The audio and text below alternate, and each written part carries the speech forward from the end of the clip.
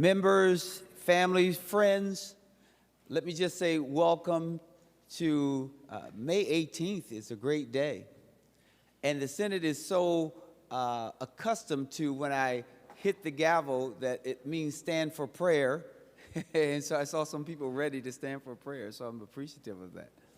We are indeed excited to be here to celebrate with each other and to celebrate with our families and friends. And I want to start by just acknowledging our front desk staff. The people that you see in front of you are those who have served this body for quite some time, and the work they do is extraordinary, and we are impressed to have them. They make our job look so much easier than what it is, but we are appreciative of the Secretary of the Senate as well as the front desk staff. Members, I'll also say, even though last night we adjourned sine die, we are still here and will, focus on, in a relaxed way, Senate decorum to recognize the extraordinary service of each member retiring today. So some of you will be happy to know that in relaxing our Senate decorum today, you can actually turn and talk to someone else if you so choose. And you can applause and see the guy over with the bow tie on led the applause. You can turn around and talk to each other. You can applaud if you so choose. But we want to always recognize that we are in this great space and we've been blessed to represent the folks in our respective districts. And so with that being said, I'm going to identify each person who's going to speak and the order in which they will speak, and we usually start with those who have served us for a shorter period of time, and then we will, go further into the list of people who have served us a little longer. And so, but no matter if you're someone who's only served one term or someone who served several terms, we want you to know how much we sincerely appreciate your service. And what will happen is once they are recognized, they will speak from their desks. One of our respective leaders, whether it's Majority Leader Aaron Murphy or Senate Minority Leader Senator Johnson, will come over and also present a plaque, and later on you'll be able to take a picture at your desk. So we thought it would be a nice touch in order to do it that way. Without any further ado, I am going to now turn to Senator Mann, who will be our first speaker. So welcome again. Thank you, Mr. President. I first want to just thank a whole bunch of people. I want to thank Senate District 50. Bloomington and Edina are truly amazing, amazing places to live. I have felt so nurtured and so cared for by these communities. And during the ICE invasion into these communities, to see the amount of caring and love and the way that these communities encircled our most vulnerable neighbors and protected each other, I've never seen anything like it. I feel very privileged to be a part of those communities, and I am absolutely honored to have represented them at the state capitol. So thank you, first and foremost, to the people. I want to thank my family, my mom and dad, always in my corner, my kids, who miss their mom, and my husband for the hours of unpaid labor he did so that I could be here working for the people. The only reason that I can do this successfully is because of his partnership. I want to thank the people who work here, both partisan, nonpartisan staff, the people who stay up all night, the people writing and vetting language, the people making sure this place runs, the people keeping us safe, all so that we could have a functioning government with laws that make sense. You all have extraordinarily difficult jobs, and I am just in awe of you every single day, truly. Thank you. A very special thanks to Tay and to Maggie, without whom our office would have accomplished nothing in the last 4 years. Your friendship and your guidance, keeping me in line, keeping me in time, has meant the world to me. To my colleagues, thank you. Thank you for fighting the good fight. You have been great partners and great friends, and I feel comfortable leaving because I know that you will be here to continue to protect Minnesotans.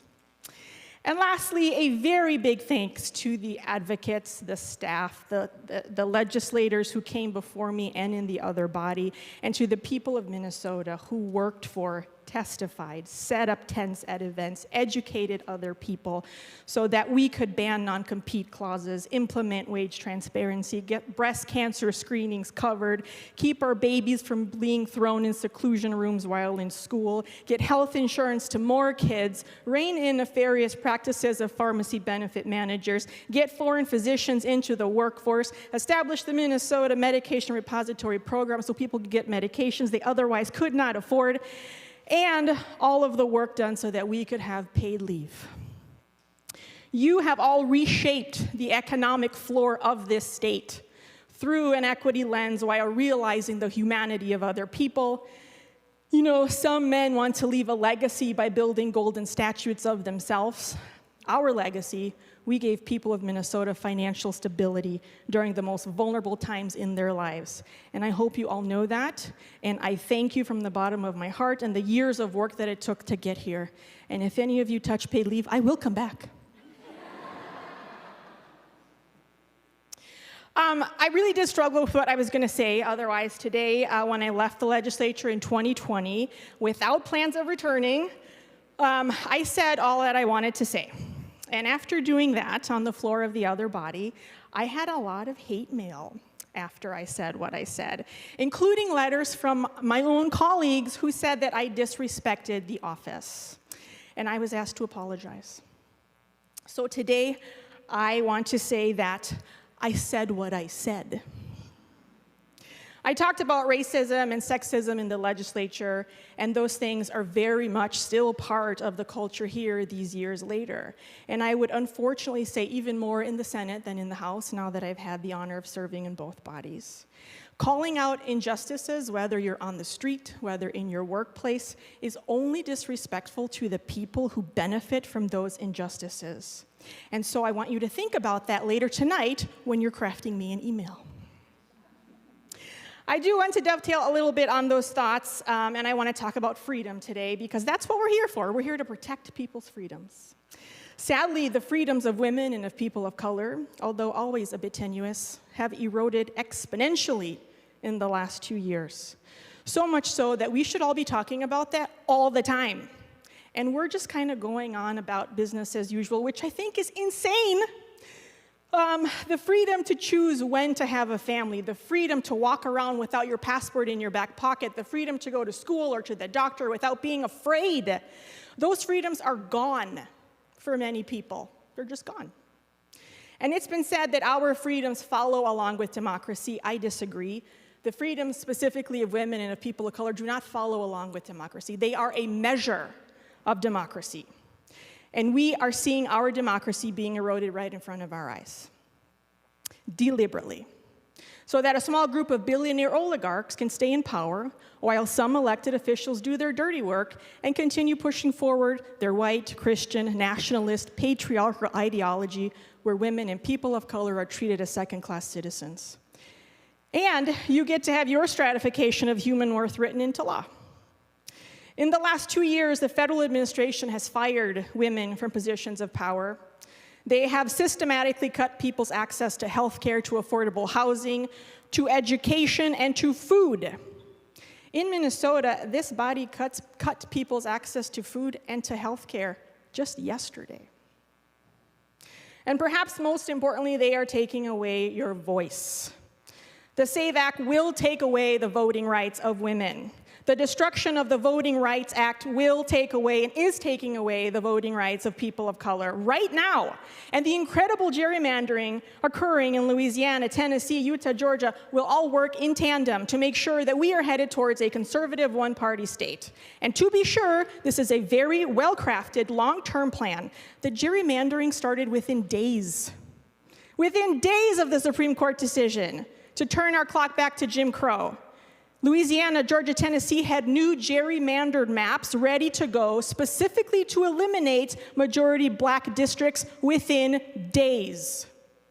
This is the destruction of our democracy in real time.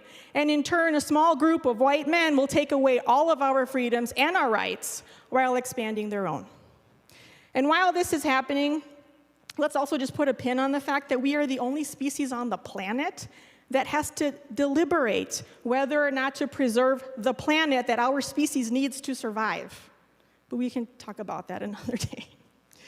So for those of you who think that your vote does not matter, if it didn't matter, they wouldn't be turning over every stone to take yours away from you. To the people on the wrong side of history, this has always been the wrong side of history. There has never in our human history been a time when a group comes in to take away somebody else's right and they're in the right. Never. This time is not going to be different, and it's okay to change your minds. And for the handful of people who are listening today, I beg you to get involved, because sitting on the sidelines and hoping someone else is going to do the work for us is no longer an option, and no one is coming to save us except for us. Politics is not a luxury that we can afford to choose whether or not we engage in. Our freedom is on the line. So ask yourself every morning when you wake up, do you want your freedom as much as the new Confederacy wants to take it away from you? I hope you do. Thank you, Mr. President.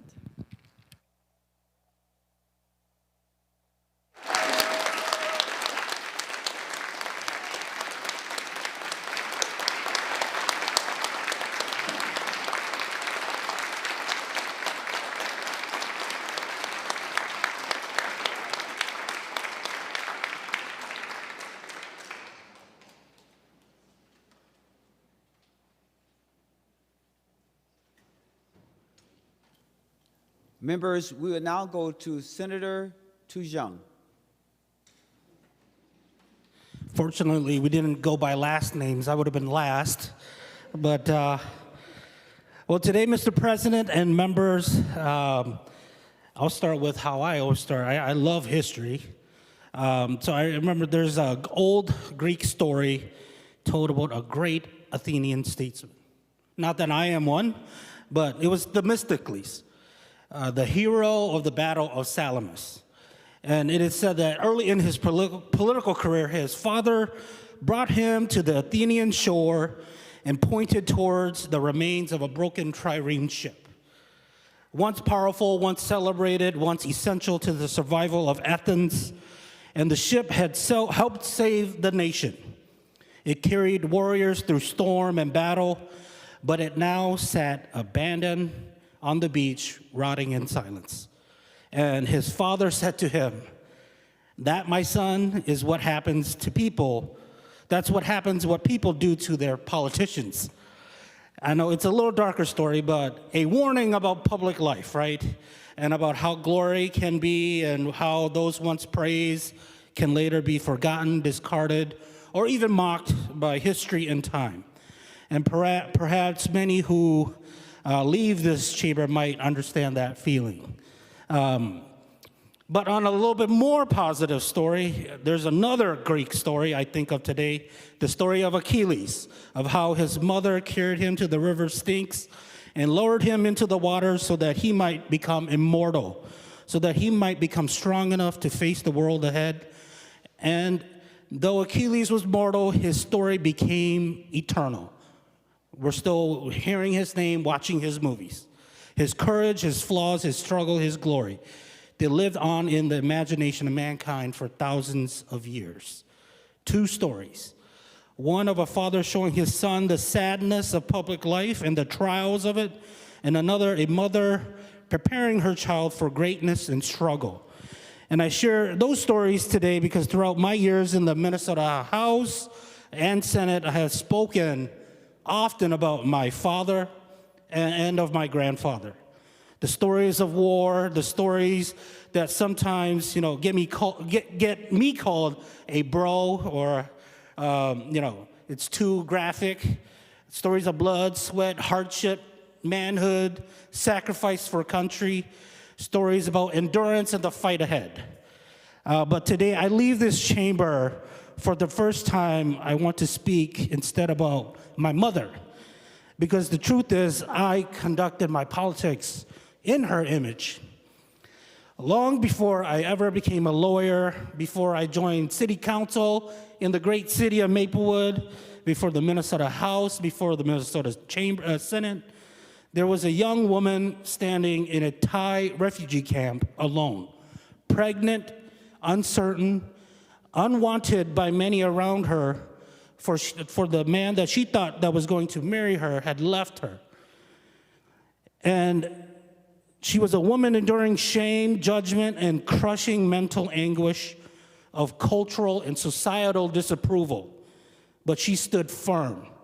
And despite all of that hardship, she believed there was still one place in the world where life could begin again. And that was America.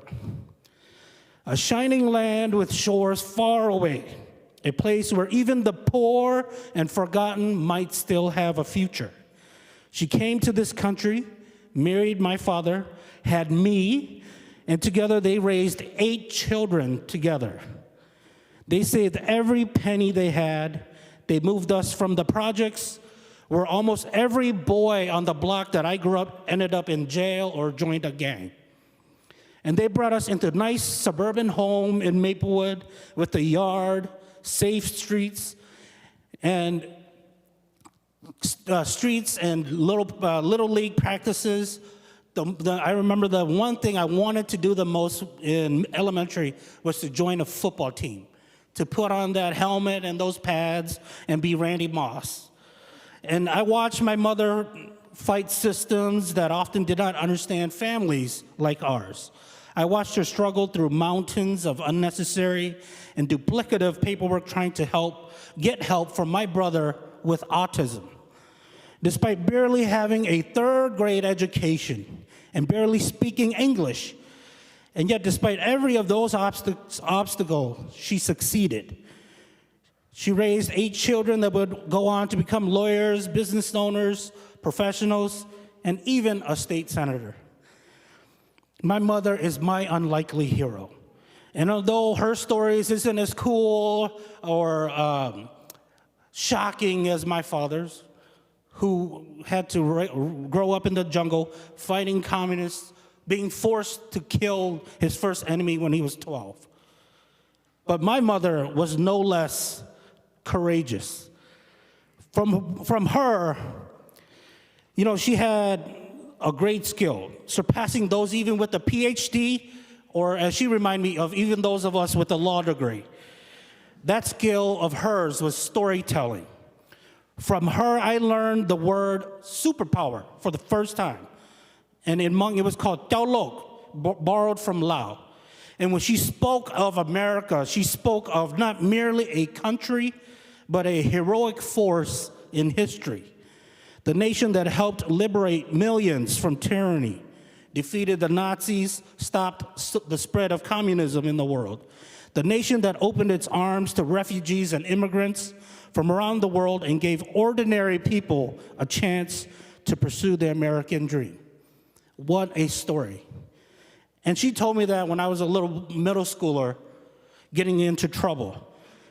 And that made me love this country. This country became a hero to me. And through that inspiration, I fell in love with law, with government, with public service. That journey took me from Maplewood City Council to here, to sit among you. This is what some might say the best, the brightest, the highest lords of the land in my culture. And all because of my mother. And today I depart this chamber. I do so with enormous gratitude. I want to say thanks to a few folks. First of all, to the staff. Thank you for being here. Senator Hoffman, he always reminded me, you got the votes. Shut up and vote, right? Vote quickly. And sorry for keeping you all up late at night. I want to thank Ryan, my first LA, Sebastian, my second LA, he's up there in the gallery, keeping me on time as I have adapted to the ways of the Senate and the time of the Senate. To Michaela, my CA, to Senator Dietzig, who gave me the opportunity to learn, and when she passed, I took on her committee in the state and local government. To Senator Murphy for believing in me, standing with me from the beginning, even when I did stupid stuff. She stood with me and guided me and brought me here.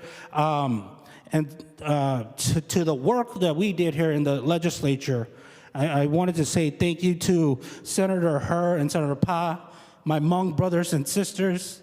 We share the same story. We struggle together. You understand me in times of tribulation, and a head, a voice, people that I can consult with when times are tough, and they were tough. To Senator Zainab Mohammed, thank you for your fiery spirit and your relentless advocacy. You scare me, but you stand up for the weak, the powerless, and you truly showed me what a champion looks like. To Senator Omar Fateh, thank you to showing me what representation looks like, and for your passionate fight for the rideshare workers. I still remember that moment in the Commerce Committee when you turned around and said, have we been engaged? And your community all spoke up at once. You were a movie star in that moment in my eyes, and you will always be, I will always remember that moment. To Senator Claire Umu Verbatim, thank you for never forgetting from where we come from. I know I was probably on the lowest of the low pecking orders. I remember when we got elected, they didn't even have a seat for me here, but you fought for me, got me a chair committee seat, a chair gavel, and keep calling me, letting me know what you're planning to say, the fight you were going to fight. And so I thank you for that, giving me the opportunity to serve and to show my leadership. And finally, to Senator Friends, my mentor, chair, let me follow you around everywhere in our energy committee. I know you went through some tough times. I'm sorry you've lost your daughter, but we will always be friends together after we leave this place. I appreciate you letting me learn under you, asking stupid questions. And so I hope for all of you on both sides of the aisle that we succeed. Co-lead Lang for serving with me, being there to work with me, to put up an agenda, to show Minnesotans that both of us, both sides of the aisle can still work together. And that's what we have to cling on to. I hope that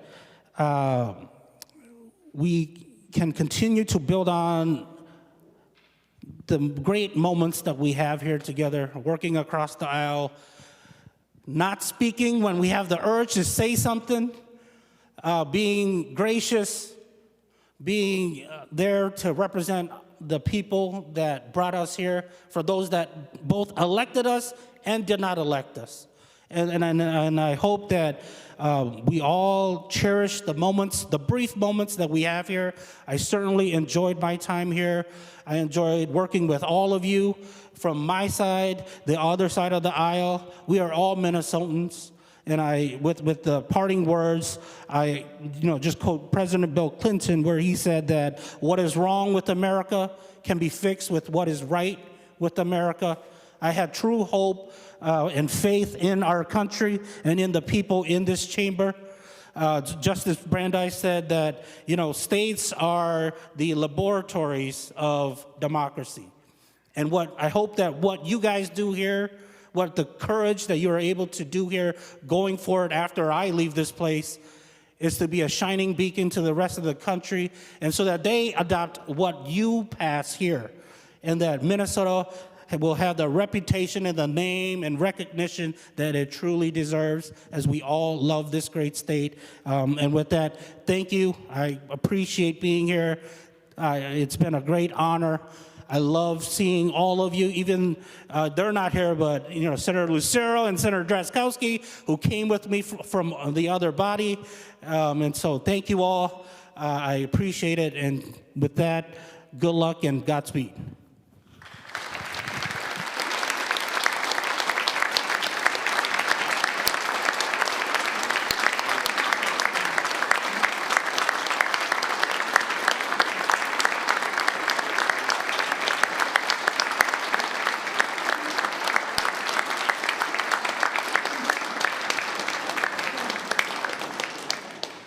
Members, our next speaker will be Senator Howe.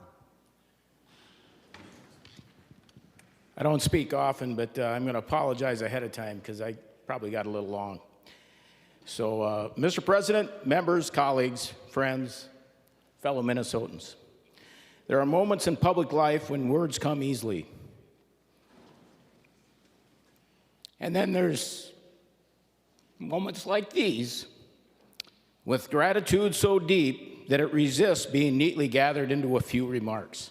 Today, as I prepare to retire from the legislature, I feel above all a profound sense of thanks for the privilege of serving, for the trust placed in me, and for the many people who made this journey meaningful. I thank God for the grace to undertake this work and for sustaining me through each season of service. I stand here today in the awe of what God can do in one's life if you listen to the Holy Spirit and put your trust in His words. I truly believe that divine intervention was needed in my life to get me here.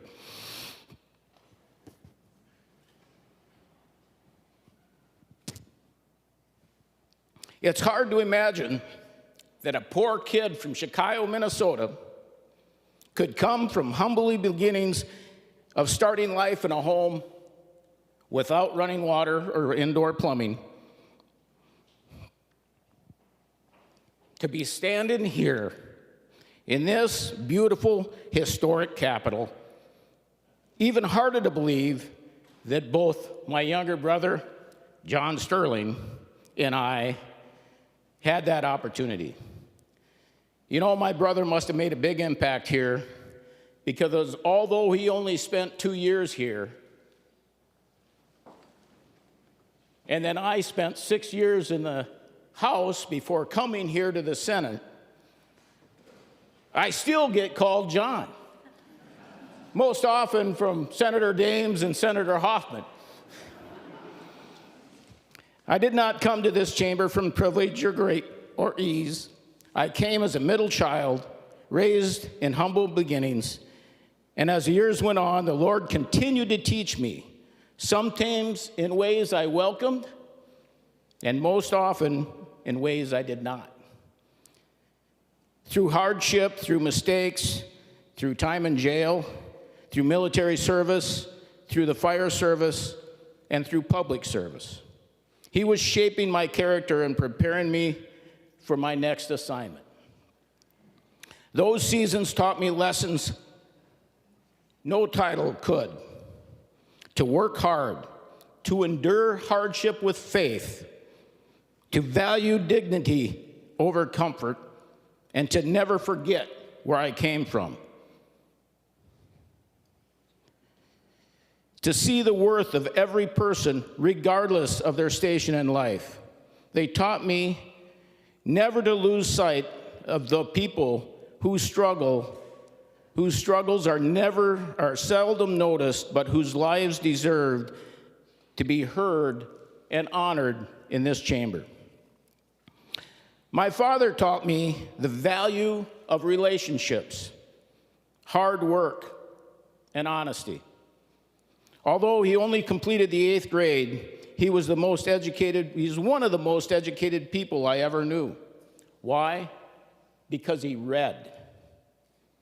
He read everything, and his wisdom was the application of that knowledge. I truly believe that when you can read, you can do anything. Our education system should never lose sight of those simple principles. My mother taught me persistence and faith. Although she moved to Chicago and married my father at just 16 years old, she later earned her GED while raising 5 children and even took some college courses. She spent the next 72 years on that farm that was our home.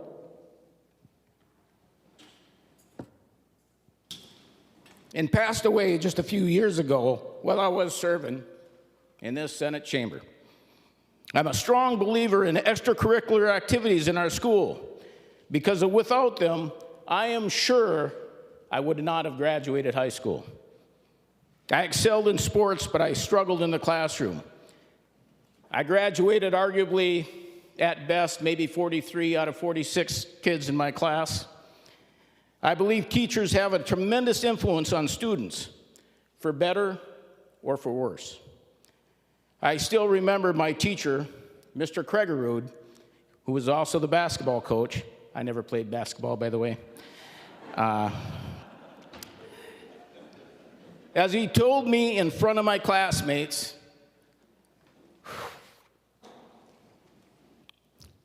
that I would never amount to anything more than a ditch digger.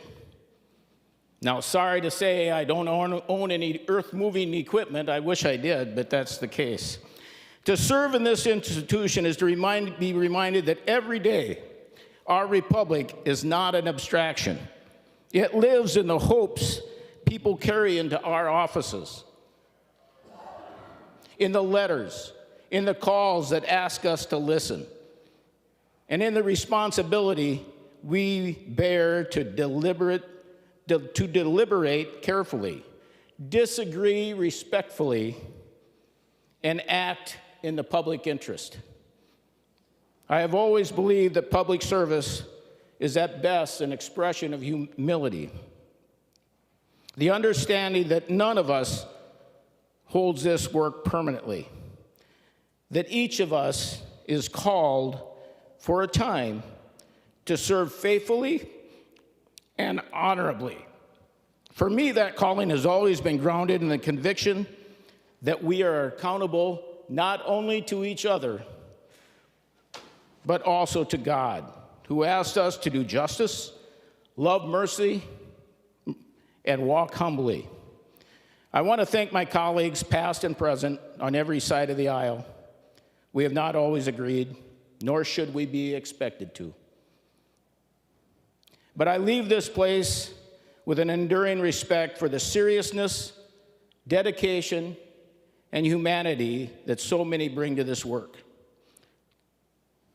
I've learned that progress is made often not by those loudest moments, but in the quieter ones, in the conversations behind the scenes, in unexpected partnerships, and the willingness to remember that we're all stewards of something larger than ourselves.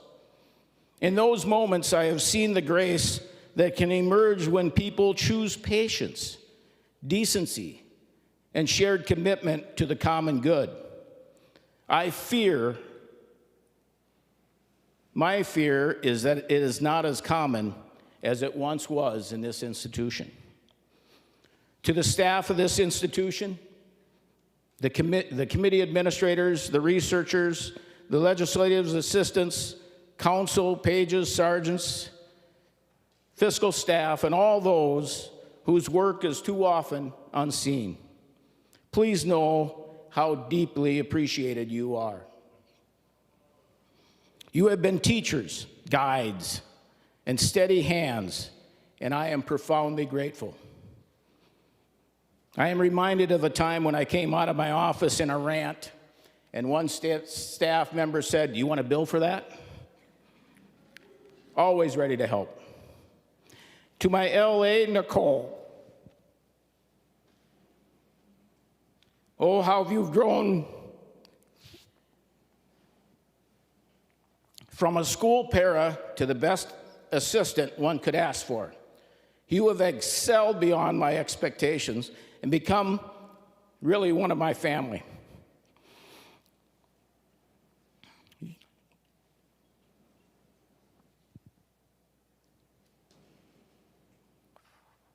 Breathe, they say. Your loyalty to me has held you back. I have great expectations for you once I leave. Saying thank you for what you have done for me and the constituents I serve is not enough. Most of all, I want to thank the people I've had the honor to represent. Your trust has never felt routine to me. It has been a great responsibility of my professional life to carry your concerns, your aspirations, and your values into this chamber. Whatever good I've been able to do has come from listening to you, from your wisdom, your candor, your persistence, and your belief that government, when it works well, can still be a force for fairness and opportunity. I truly believe the Lord has guided my steps through this journey. The Lord has put every one of you in my life for a reason, either for me to have an influence on you or you to help me prepare for my next mission. Every person I've encountered, every hardship I've faced has been part of the Lord's way of shaping my character and preparing me for what comes next. I've also come to understand, not always easily, that the Lord's mission for me was not always to be the one who succeeded, but sometimes to set the conditions for someone else to succeed. In moments of uncertainty, I have found wisdom in prayer. In moments of disappointment, I found strength in faith. And in moments of success, I was reminded to give thanks and remember that every good gift comes from above. If I have done any good here, it's because God has been faithful beyond my own abilities, and I pray that in some small way I have helped others I have met to achieve their fullest potential in life or the life to come. Many times when things have not gone the way I had hoped, I've been reminded of one question that one of my soldiers asked me when we were about to be sent to Iraq. Why us? And my answer was simple. If not us, then who? Who better to do this mission than us? That question and that answer has stayed with me ever since. It reminded me that service is not always about choosing the easiest road or seeking immediate success. Sometimes it's about answering the call, carrying the burden faithfully, and trusting that the mission matters. And to my family and dear friends, no one serves alone. Our families also serve, especially those of us from Greater Minnesota.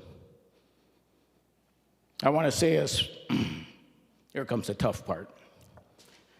I want to say a special word of thanks to my wife, Sherry. Breathe. Who has stood by my side through life's many challenges and has given me the opportunity to serve in so many ways. It's not been easy on her. There are long stretches of being hours from home, missed family events, countless sacrifices that came with the many callings. She has carried the burdens that many never saw, made sacrifices without complaint, offered strength when I needed it most. You offered perspective when I needed it, encourage when I doubted, and love without condition. Sherry, you've been one of God's greatest blessings in my life, and any recognition that comes my way belongs in no small measure to you. I leave this legislature with a full heart, grateful for the work, mindful of what remains to be done, and hopeful for those who will carry it forward. This institution is not what it once was, and I believe it must regain and restore its rightful place as a body worthy of people's trust and respect. That work will require men and women of conscience who are willing to serve with courage,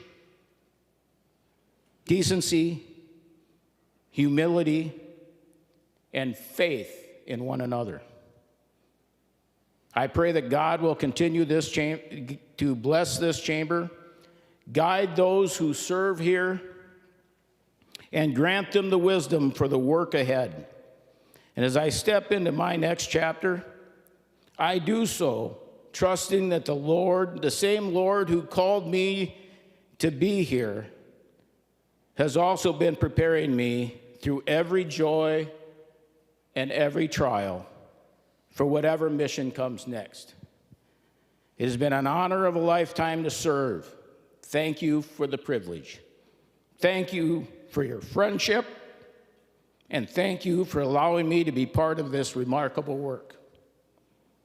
May God bless this chamber. May God bless the people it serves, the state of Minnesota, and may God bless these United States of America. Thank you.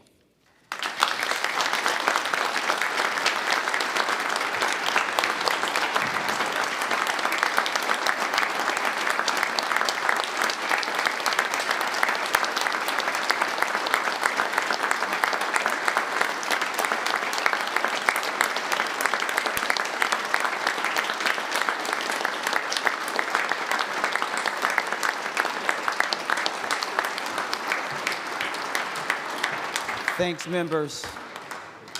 The next speaker is going to be that of Senator Klein.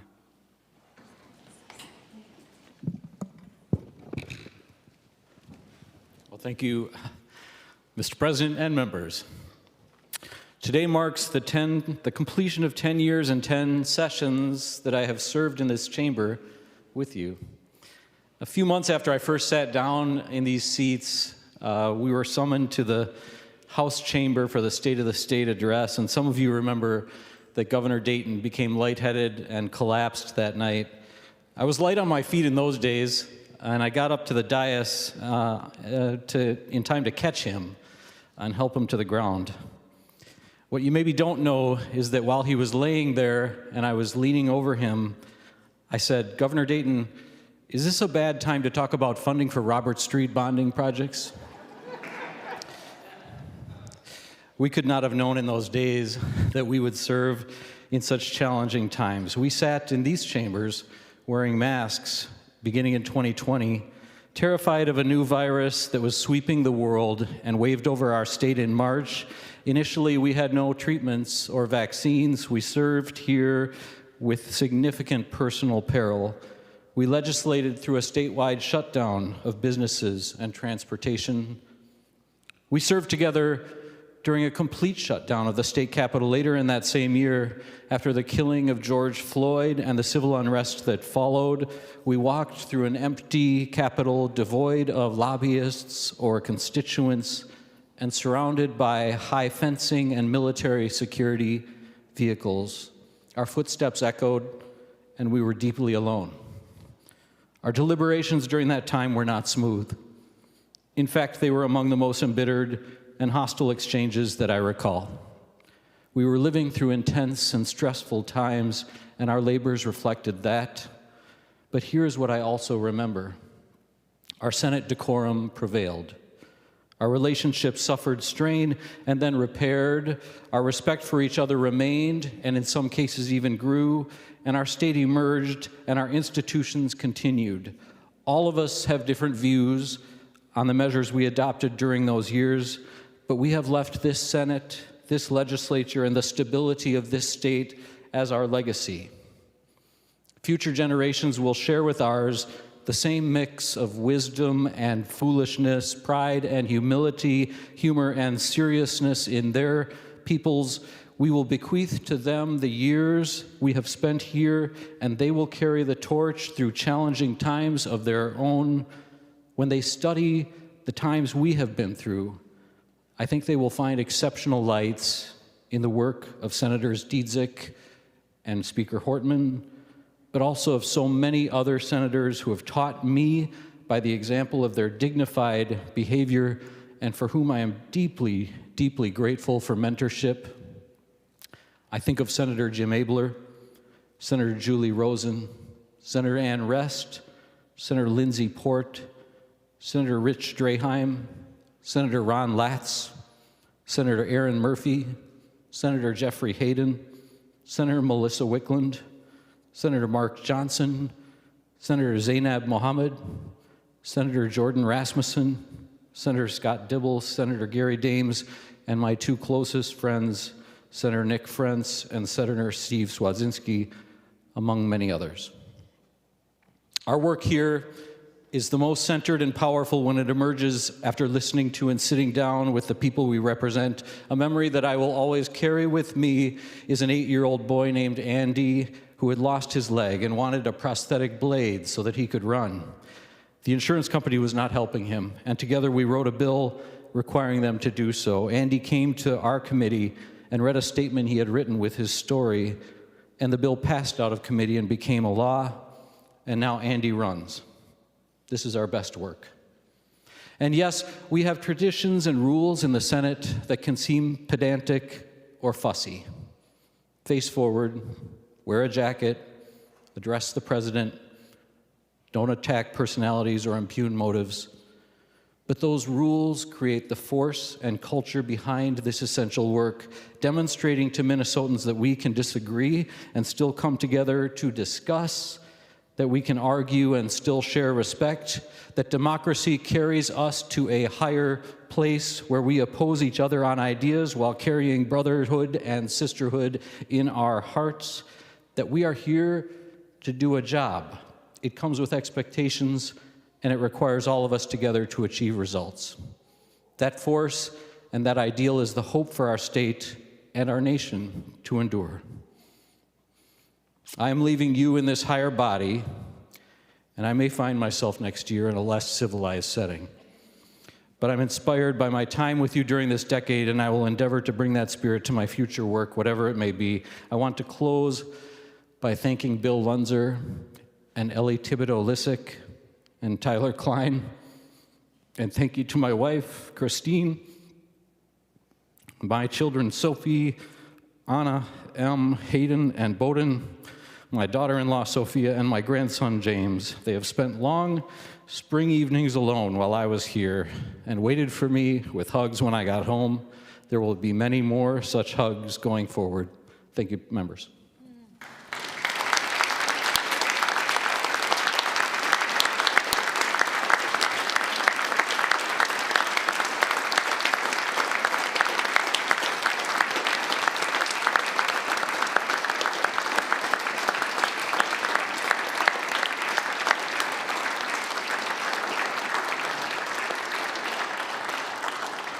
Thank you, members. Our next speaker is Senator Draheim. Thank you, Mr. President and members. You'll be glad to know I don't really have a speech, but I do have a microphone.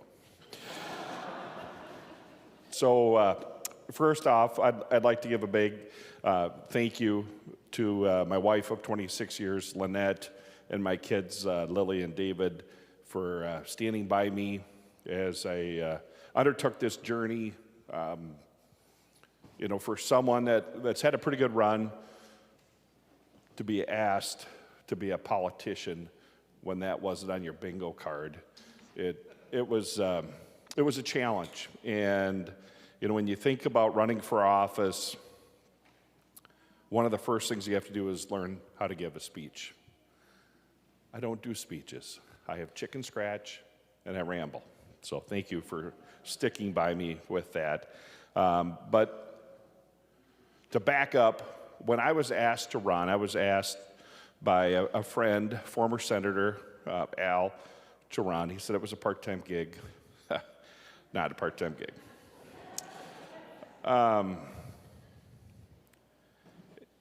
It was a very tough decision because I had never, ever thought of myself as a politician, nor did I ever want to become a politician. So I had to think for weeks if I was going to run or not, and by the time I made up my mind, there were 3 other Republicans competing for the endorsement, and with the grace of God, God picked me. Why? I have no idea. We beat a very nice, or my team beat a very nice gentleman, Kevin Dahl, who I have the utmost respect for. But it was a tough race, and it taught me a lot. And it taught me the importance of communication with your constituents. So my advice to the body is don't forget your constituents. I door knocked and door knocked and door knocked. Hard to believe in the physical shape I'm in today, but I did door knock a lot. I got a ton of thank yous, and the first thank you is for the 12 of us that came in together 10 years ago. We stuck together. We had breakfast every Thursday. Every Thursday we get together, started at Keys, ended up at the Downtowner, brought in speakers, had the goal of sticking together, learning from one another, and then bringing in outside people to educate us on different topics, which I thought was fantastic. That first session, I had an LA named Darren, and being brand new, like many of you when you first started, you really didn't know what was going on. You didn't know what to do, where to do, how to find this, what you're supposed to do with a bill jacket or whatever it was. And I could never find Darren because he was running around doing what I asked him to do. But he was never at my desk or at his desk when I wanted. So I started calling him part-time. So he was known in our caucus as part-time. And I had senators come up to me and ask me why I didn't have a full-time LA. But I've been really blessed with good LAs. Henry, I'm sure he's up behind us here. Thank you for all your work. But Darren was my first LA. And then I went to Ben, and then the infamous Tom Cheetah. Thank you, Tom. And then, of course, when you're in the majority, which I've had the blessing of both being in the minority and the majority and being tied for a little bit, you have a little extra staff. So shout out to the committee staff on both sides, the Republican and the Democratic staff. Wonderful, utmost respect for the young people and sometimes the not so young people that work for us. They help us be organized, and we couldn't do it without them. And I don't think most people realize how important that team is around you. And that team includes not just Republicans and Democrats for the public. We also have nonpartisan staff. I'd like to give a big shout out to them. The front desk here, thank you all for those late nights, the crazy discussion or being excused because you're meeting somebody out in the hallway. Thank you all for that. The pages, the interns, thank you. Sergeants, state troopers, Capitol Police, wonderful job. Utmost respect. The photographers that try to make me look good, thank you. I know it's a full-time job. And then leadership. Leadership matters, and we've been blessed to have some good leaders on both sides of the aisle. In my opinion, over the 10 years that I've been here, I appreciate both the majority and the minority leaders that we've had the 10 years that I've been here. And then, of course, the leadership staff. They're wonderful. They work 16-hour days trying to keep us under control, and they roll their eyes often at some of us. I also would like to thank those that have come by and prayed for us. I do appreciate that. But how do we get here? We get here because we have the support, not only from our family, our friends, but back in the district. And I think sometimes we forget who we work for. We work for the people in our district. I had so many great families that helped me get here to try to make a difference. They walked parades after parades. I pick on your city, Mr. President, Minneapolis often, and we had some great discussion on a bill here that I know didn't end the way you wanted, but there was discussion on what part of Minneapolis could use a little extra help. And I have 7 counties. I have a lot of parades. I have a lot of people. I put on 40,000 miles a year driving across my district and across the state for my people. And I couldn't do that without the support of the locals back in my district. But some people that I appreciate the most are the school groups that come up here. I have a school group coming up tomorrow from Fairmont. Unfortunately, I'll be in a different school talking to a couple classes. When I first started 10 years ago, I had a hard time having those young people ask questions of me about state government, which I think is very important. So we had decided to get some pins, some lapel pins, and we would reward the kids for good questions. And then the questions came and came and came because they did get a lapel pin of an American flag or a state of Minnesota pin. So I'll wrap it up here because I'm trying to be the shortest one to speak today, Mr. President. But I do have some advice to the body. Members, I think, I don't want to get political. I don't believe that's why we're here giving speeches today. But I think we have to really reevaluate what direction we're going as a state.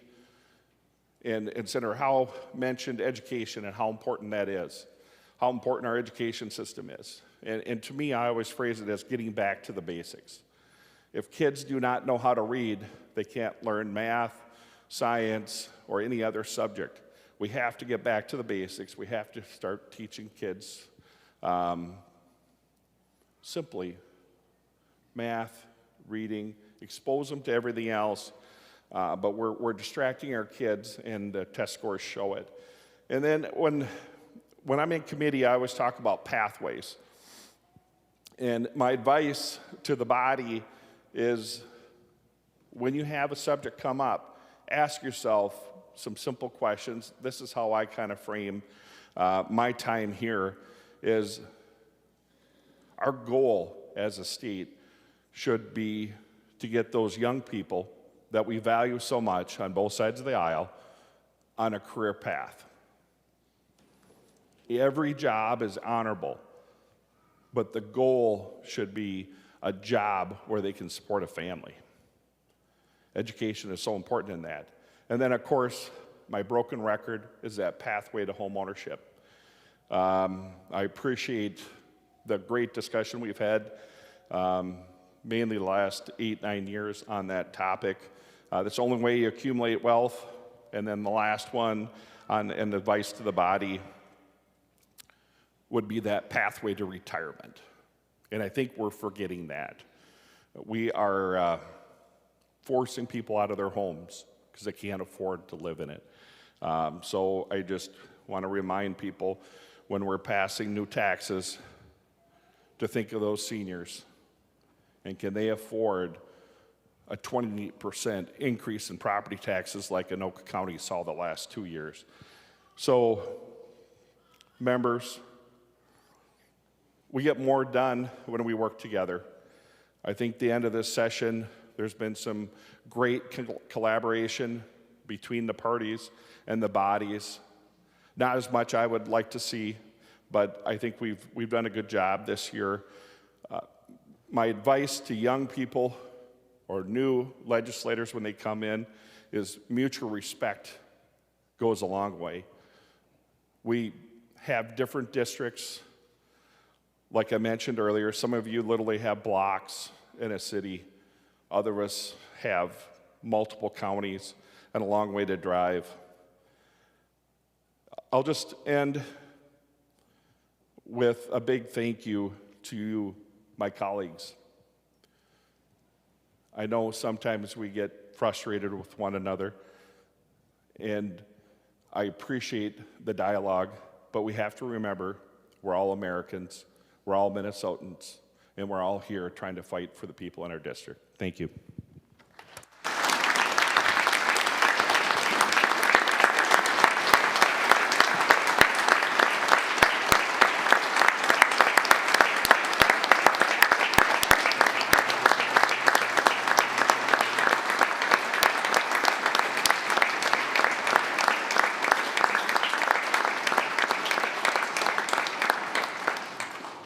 Members, the next speaker will be Senator Cwodzinski.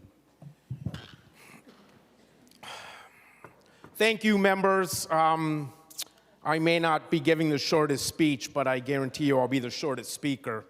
I was asked recently to speak at a wedding and by the bride and groom, and I walked up during the ceremony, and I walked up to the dais, and I simply said plethora.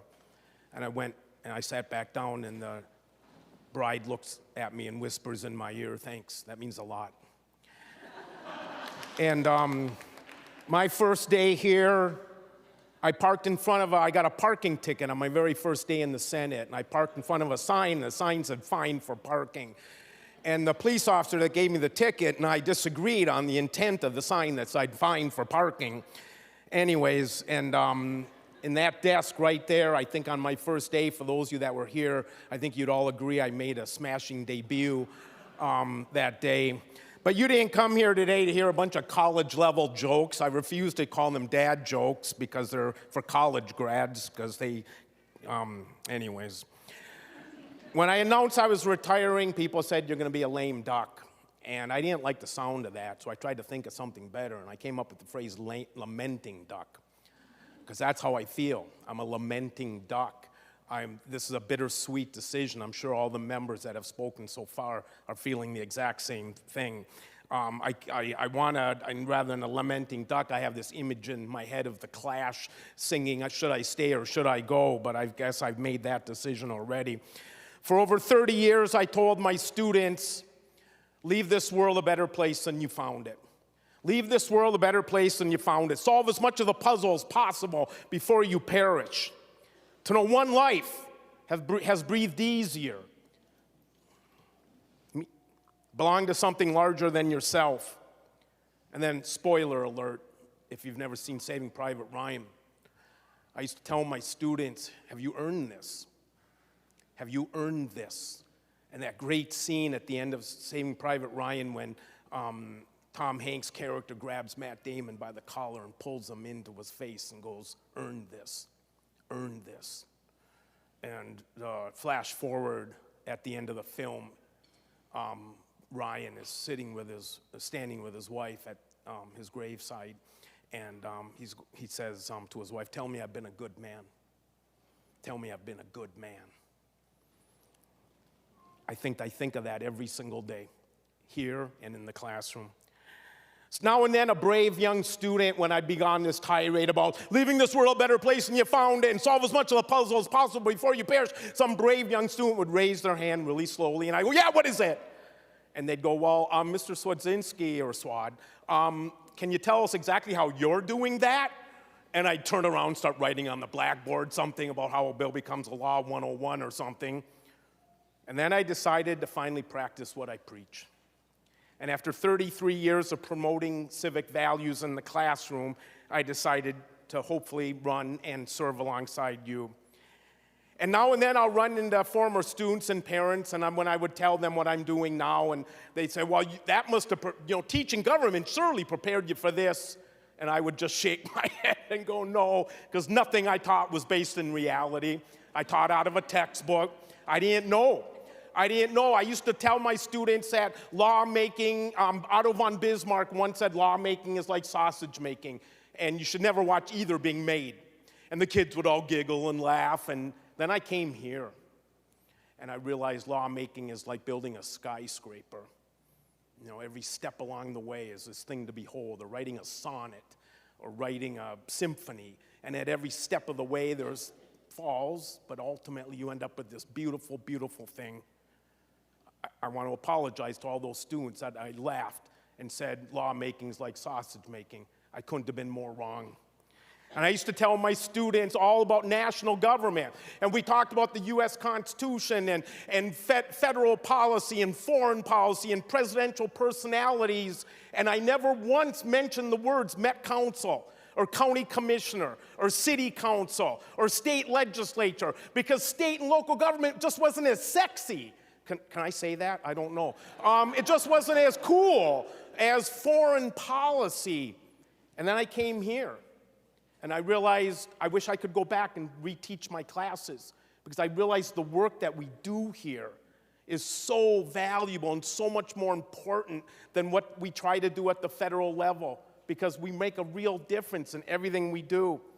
And nowhere in the textbook, and I'm not going to single out staff, because I know you know in my heart and I tell you what you mean to me, but nowhere in the textbook does it talk about all the staff that many of you have already mentioned that run around this place and do all the hard work where we reap all the benefits. So thank you all for that. Thank you for everyone for putting your trust in me. It's been an honor and a privilege and a joy and a pleasure of a lifetime. I hope some of you that are listening in will step up and serve and sacrifice. It's good work we do, and you know it. It's very good work we do. I'd like to hope that Minnesota is the best state in the nation to live and work and raise a family and get an education and play. I want to thank my family, my wife. I wasn't going to say this, but I have to. I was a knucklehead in high school, believe it or not. When I was 17 years old, I had this horrible, horrible car accident. And the original first responders that showed up on the scene told the ambulance that was 30 miles away, take your time. We're not going to get to this boy. He's going to die in his car. And eventually the ambulance showed up, and they took me to the local hospital in Superior, Wisconsin. And the nurse ran out and looked at me, what was left of me, and said, get that boy to Duluth, Minnesota, because if you bring him in here, we don't have the facilities to keep him alive. And the ambulance driver got back into the car, and they drove me to Duluth. And I came 2-3 weeks later, and it was 51 weeks before I was going to be able to walk again. 51 weeks.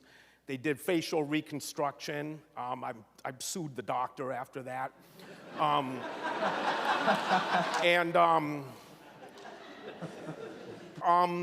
And then about 4 years later, I fell in love with this beautiful, beautiful woman. And she said, I want you to meet my parents. And, you know, that's always scary, right? When they want you to meet their parents. And I go meet this woman and a man, and this woman takes me out in her patio, and she goes to me, do you have any idea what happened to you at your car accident? And I looked at her because I was surprised that she even knew about it, and she goes, I was that nurse that sent the ambulance to Duluth, Minnesota. And she shook her finger at me and said, you better treat my daughter well. I always pause at the painting of Governor Perpich down on the lower level, because I love his portrait with his wife Lola. Because none of us do this alone. And all the other governors' portraits, they're standing by themselves. But Governor Perpich decided to put his wife in the portrait because he knew that none of us do this by ourselves. And sometimes, as I said on the floor a couple days ago, somebody much smarter than me said it truly does take a village. And I stand on the shoulders of giants, mostly so I can be seen. But we've been given a rare opportunity, ladies and gentlemen. Only 1,407 people have been able to say in 170-some years, I was a Minnesota State Senator. Process that. Only 1,407 people have said, I had this civic duty, and I stepped up and served. I was willing to sacrifice. 1,407 people, man. That's pretty amazing. Members, your civic engagement, your political efficacy, your public service, your sacrifice you've made for your families, something to behold. The framers and founders of our nation and our state gave the world something precious to cherish. It has been a model for the world based on thousands of years of political philosophy and political experience. Over the last 250 years, that document, our Constitution, our Declaration, our Minnesota State Constitution, has been tested repeatedly. And it's been bruised and battered and beaten, but it's never been broken. There's that great line from the 60s. There's battle lines being drawn. Nobody's right if everybody's wrong. Living is easy. Beatles song. Living is easy with eyes closed. Misunderstanding is all you'll see. Think about the darkest days, the warts in our storied past. Some say we've never been this divided. We've never been this divided. Yet I believe with every bone and fiber and sinew in my body that our best days are ahead of us. I gave out copies of the Declaration of Independence on all your desks a couple days ago, and you may have noticed twice in the document, which we're having our semi-quincentennial, if you haven't known that, coming up here in a matter of in 6 weeks. And you'll notice that twice Jefferson writes in the document, United, verb, States of America, noun. It wasn't United States of America. It was hopefully States of America that could become united. Something we don't really point out much in class. But we were united because the framers knew that's what would make America great. Benjamin Rush said at the time, at the end of the war for independence is over, but this is far from being the case with the American Revolution. I have stood in this chamber now for 10 years, and I often look, and I know I'm taking up the former part of the quote, but Daniel Webster says, perform something worthy to be remembered. Perform something worthy to be remembered. Earn this. Perform something worthy to be remembered. When FDR died, a group of people gathered outside the White House, and everybody was sobbing hysterically because a great, great human had perished. And the journalist trying to find a story to report went up to some person that was unconsolable and laughing, tearfully sobbing hysterically, and this journalist goes up to him and he says, "Did you know the president?" And the guy responds, "No, but he knew me." He knew me, senators. That's what our job is for people to know what we do here. We're coming up two pretty significant events. The semi-quincentennial of 1776 and our nation at our best. And the 25th anniversary of our nation at our worst. This September, we'll be honoring the 25th anniversary of 9/11, one of the darkest days in our nation's history. When Francis Scott Key woke up that morning as a prisoner of war in the Baltimore harbor, and he looked up and he saw what he saw at Fort McHenry, and he penned his masterpiece, "Oh, say can you see those 15 stars on that star-spangled banner? And is it still waving over the home of the free and the land of the brave," or whatever the phrase is. And those guys, 82% casualty rate, 82% casualty rate. To this day, the highest casualty rate of any regiment in U.S. history, the Minnesota Regiment at Gettysburg. They hung that flag. The flag, a little different flag than Francis Scott Key saw. Those guys at Iwo Jima that planted that flag on Mount Suribachi, one of them was from Richfield. They saw that flag. When Neil Armstrong planted that flag on the moon and said, "One small step." When those 3 first responders flew that flag at ground zero, no one asked any of those people if they were Democrats or Republicans. When I go door knocking and right away somebody says, "What party?"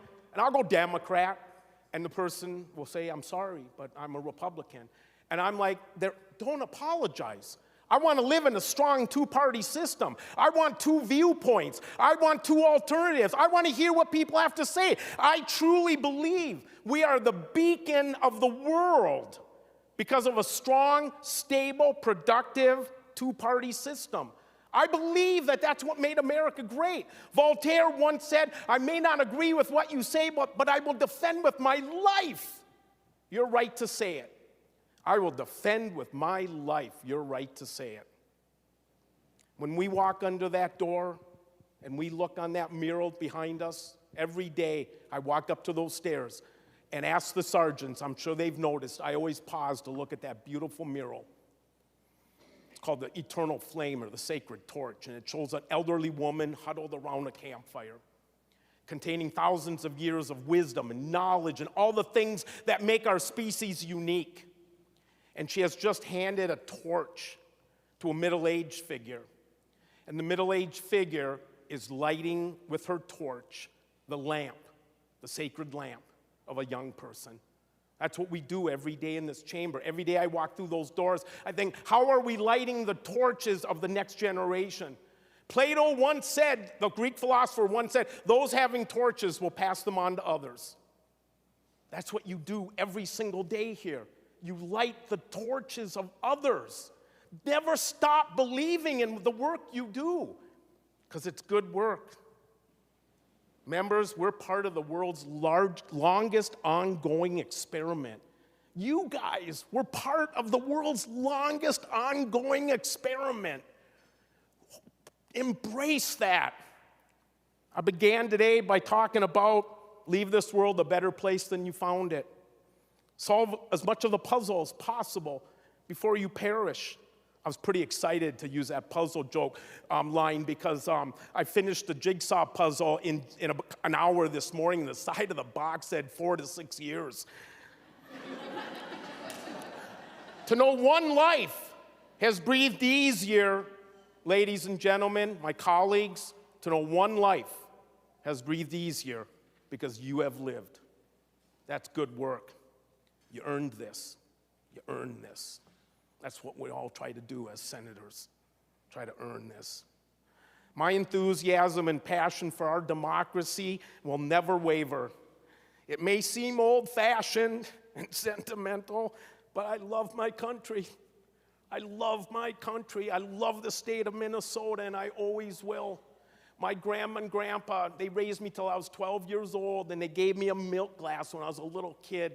And every night, why would these two immigrants to this great world, fleeing the horrors of Europe and the isms of Europe, why would they give their grandchild a milk glass with an image of John F. Kennedy on the front and on the back, the words, ask not what your country can do for you, ask what you can do for your country? Why would immigrants give their grandchild that milk glass every single night? Indeed. The Beatles, the last song, the last lyric, the last notes they ever recorded. And in the end, the love you take is equal to the love you make. 10 years ago, the people of Minnesota and my district put their trust and faith in a soul studies teacher to come here to do some good stuff. It has been the ride of a lifetime, members, and thank you so much for indulging me.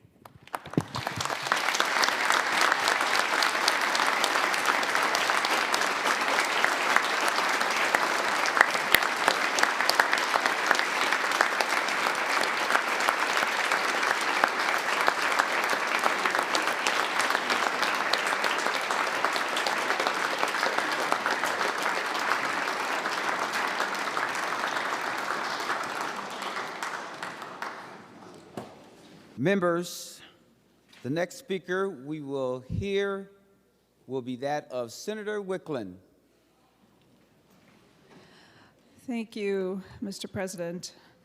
I don't think it has happened over my my 14 years, the 10 years while he's been here, that I've had to follow Senator Cwodzinski giving a speech. I always kind of dreaded that. He is so eloquent. But members, today, I rise with a full heart and deep gratitude as I mark the close of this chapter of my public service in my life. Serving in the Minnesota Senate has been one of the greatest honors of my life. When I first came here in 2013, I did so with a strong commitment to the people of Bloomington, Richfield, and later serving people in Minneapolis. And with a belief that public service should always be grounded in listening, learning, and working to improve people's lives. Over these years, I've had the privilege of serving alongside dedicated colleagues, an extraordinary staff, and I leave this role profoundly thankful for the trust that my community placed in me. I work to advance policies in health and human services, early childhood, and education, because I was drawn to the work by seeing that the decisions we made in these areas can change trajectories of people's lives. The work was never done alone. It depended on collaboration, persistence, and a shared sense of responsibility. And I'm grateful to everyone who partnered with me in that effort. In looking back over the years I've been in office, I feel fortunate to have played a role in many key achievements and changes here in Minnesota. When I came into office in 2013, my first term was, was in the majority, and we did great things. We established all-day kindergarten, which seems now like it's always been there. I feel fortunate to have been there for the culmination of the work to establish marriage equality, and proud to vote for that. In that first term, I began to learn how the process works by carrying, small bills, big bills, or, esoteric bills, mundane bills. And I feel fortunate for the mentors I had, Senator Sharon, Senator Lori, Senator Uyghur, and others in the other body who taught me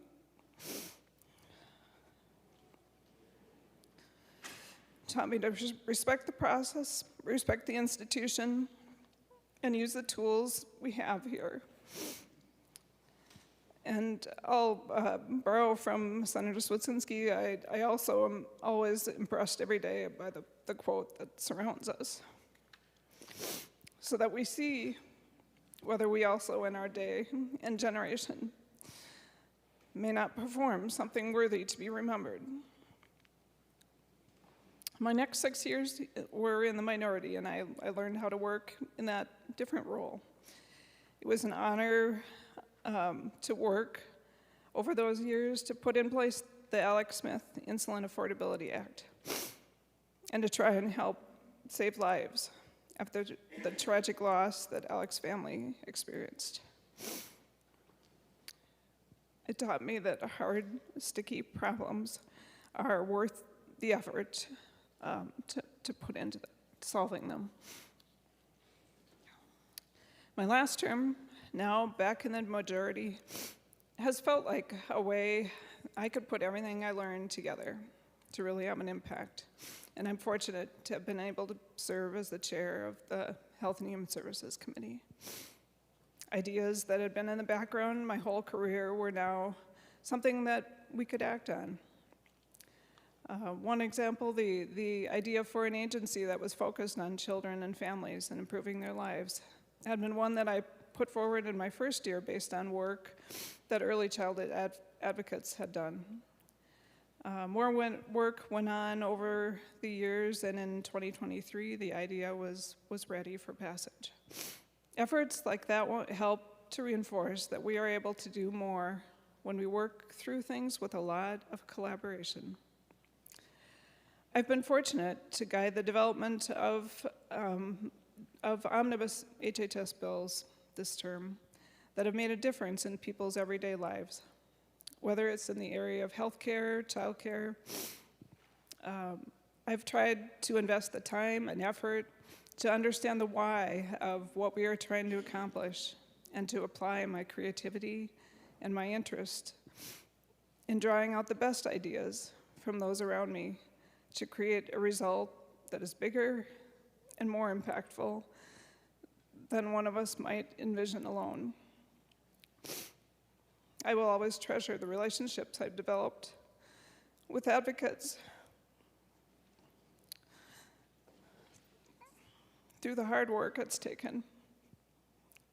Sometimes tears, sometimes compromises, and sometimes big, great results. As I step away from this office, I do so with pride and humility, and hope that you will all be able to carry on the great work into the future. I'm grateful to my colleagues for their partnership, to my staff for their skill and dedication, to my constituents for their trust, and to my family for their love and support through all that public service asks of those of us who share in it. Thank you for giving me the opportunity. And I'm sorry, I'm such an emotional person,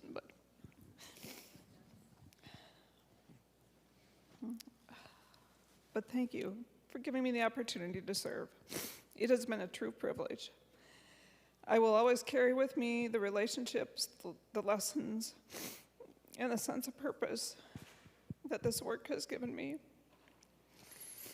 And while this chapter comes to a close, my belief in the importance of people working to improve lives through public service remains strong. I have had the good fortune to have the support of some key people, and I would like to thank my staff especially. I've been lucky. I've had just 2 legislative assistants over my career. One of them has gone on to the other body, Nathan Coulter, and the other I was fortunate to hire in 2022, Haley Ryan. I've been able to do what I do only with her dedication to the people of Minnesota.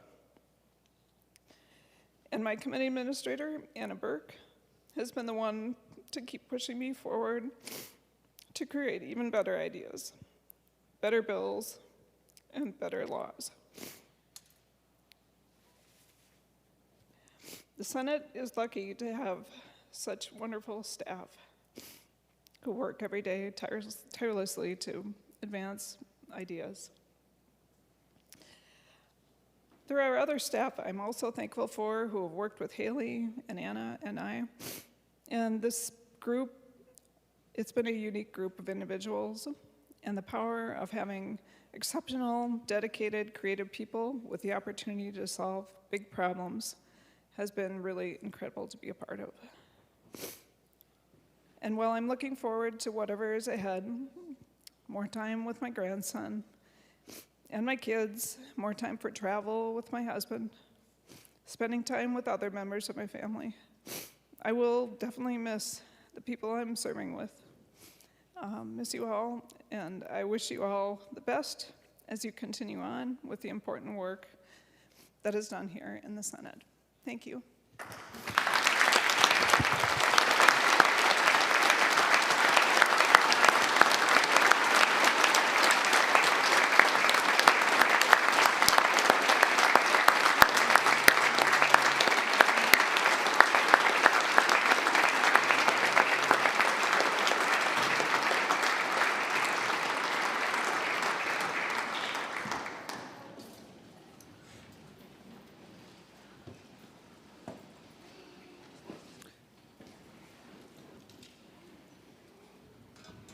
Members, our next speaker will be that of Senator Carlson.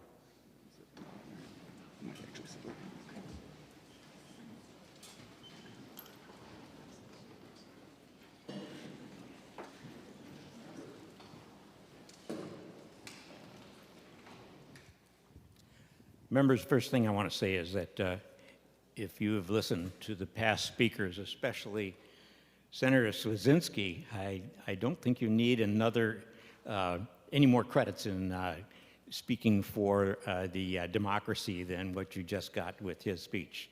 It was the best I've heard. For me, it's great to be alive, and it's great to be in the chamber today. I've missed many of you this session. I'm grateful for the ability to work and participate in the session from my home while I've been undergoing treatment for pancreatic cancer. It's been hard to be away from the chamber and not be able to interact with the members, staff, and visitors that I so often do in this building.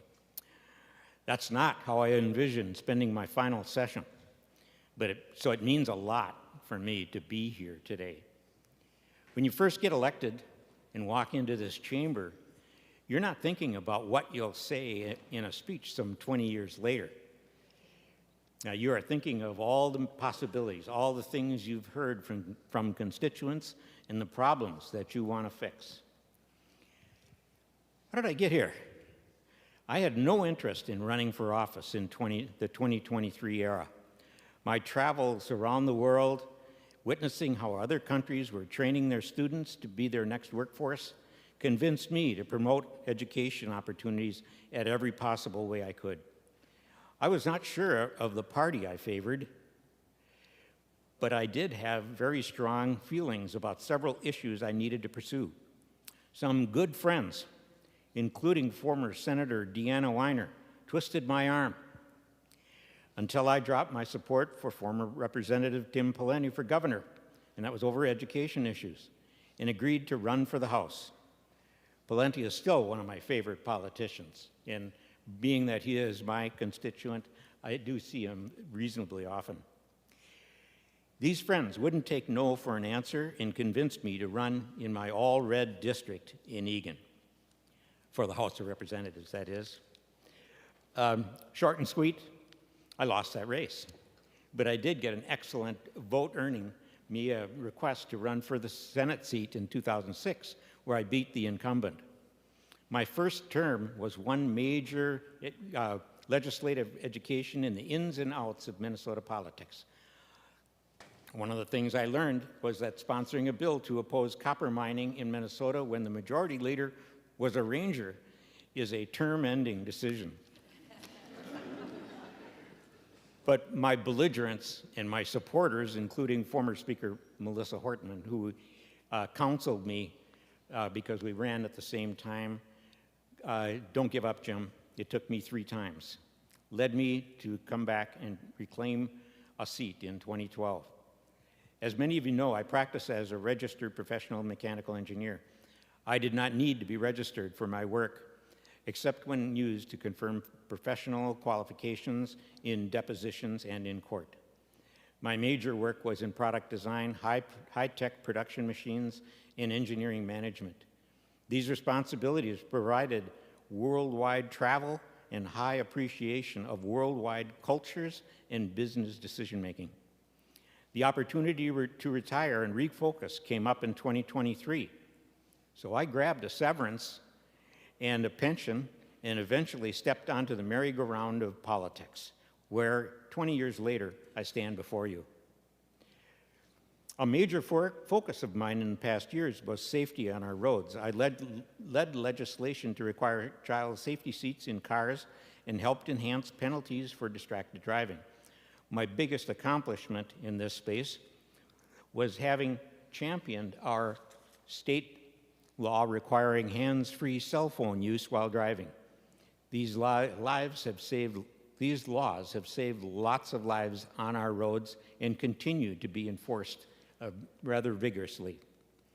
In 2021, I worked with a constituent, Ashley Youngdahl, to address a harrowing experience that her young son with severe disabilities suffered when a home nurse, a 24-hour requirement, was trusted with her son Declan's care, and he had been torturing him.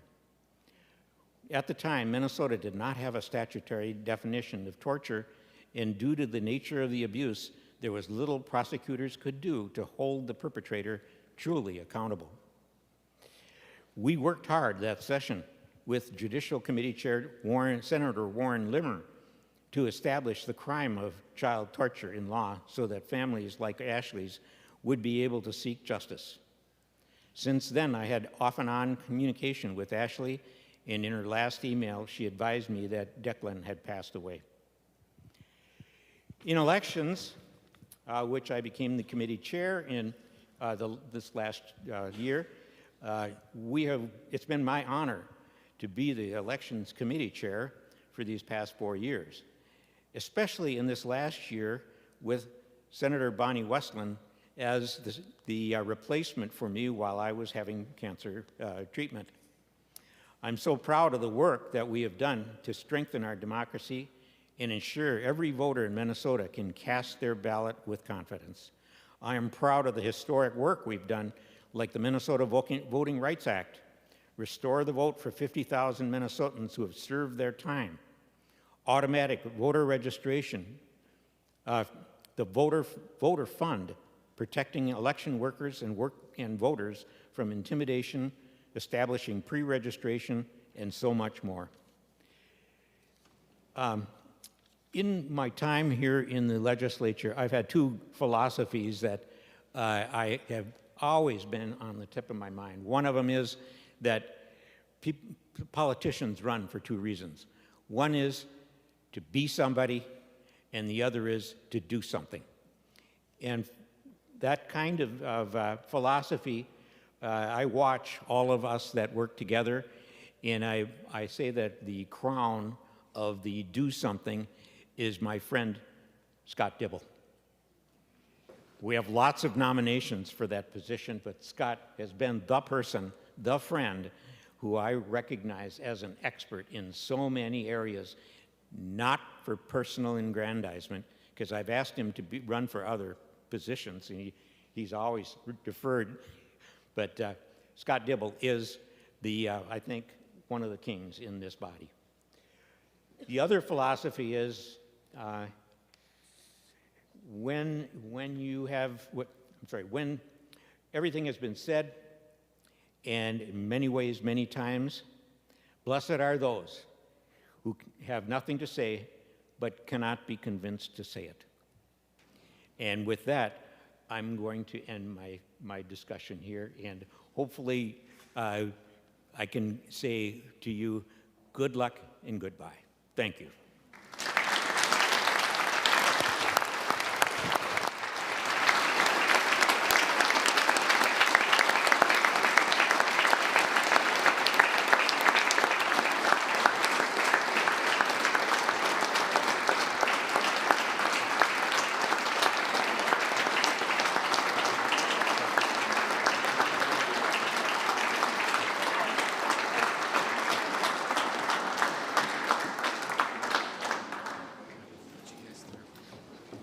Members, our next speaker is going to be Senator Weber.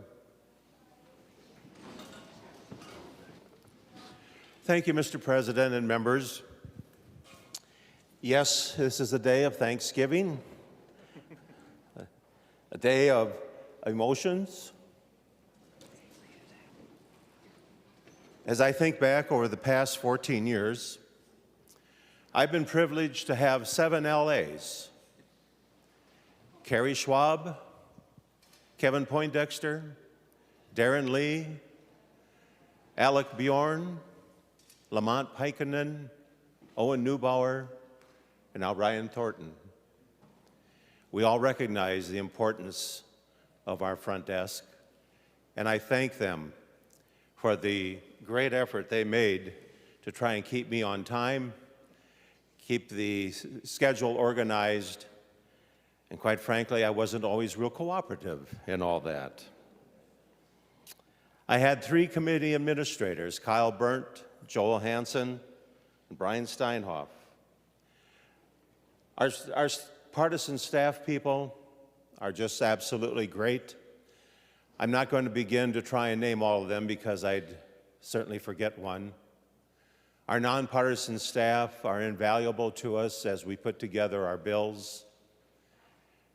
I think about the secretary's staff, the helpfulness that they give us, and Sven, the sergeant staff. You all do such a great job. For those of you that are newer to this body, I have to mention that I feel badly that you did not get to experience Herb Cook. When the president would instruct the secretary to take the role, whether you're in the chamber, in the retiring room, or quite frankly, outside the chamber, the doors open, and here was Herb's voice. Roll call, and it carried clear and loud. I thank the people of my district. When you run 4 campaigns, You get to know a lot of people. And I so appreciate their support that they have shown me over the years.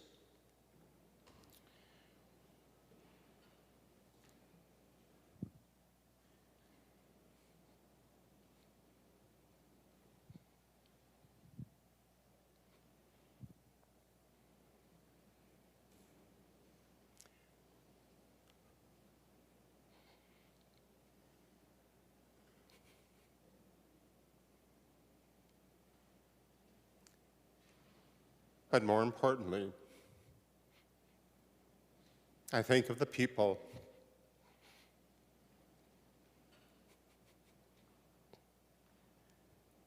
that are closest to me.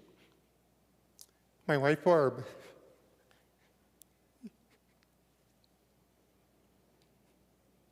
is in the balcony today. Barb is the type of person who would rather serve the head table than sit at the front table. At the end of this year, I will have completed 30 years of elected office through City Council, Mayor, and now the State Senate. She endured campaigns, criticisms, and the thing we don't often recognize is that our spouses take our criticism more to heart than we do. My kids, Christina and Will, they got married in 2012, the same year that I was running for office. I tried to blame them for that schedule, but they said, no, we announced our engagement before you announced you were running. So they weren't going to let Dad off the hook. It was a busy and expensive year. In the years that have went by since, I'm now grandpa to 3. And a year ago, last December, we were up here watching our 3 grandkids, and we brought them on a tour of the Capitol. I had them here at the desk so that they could see where grandpa does the work that he does in the Senate.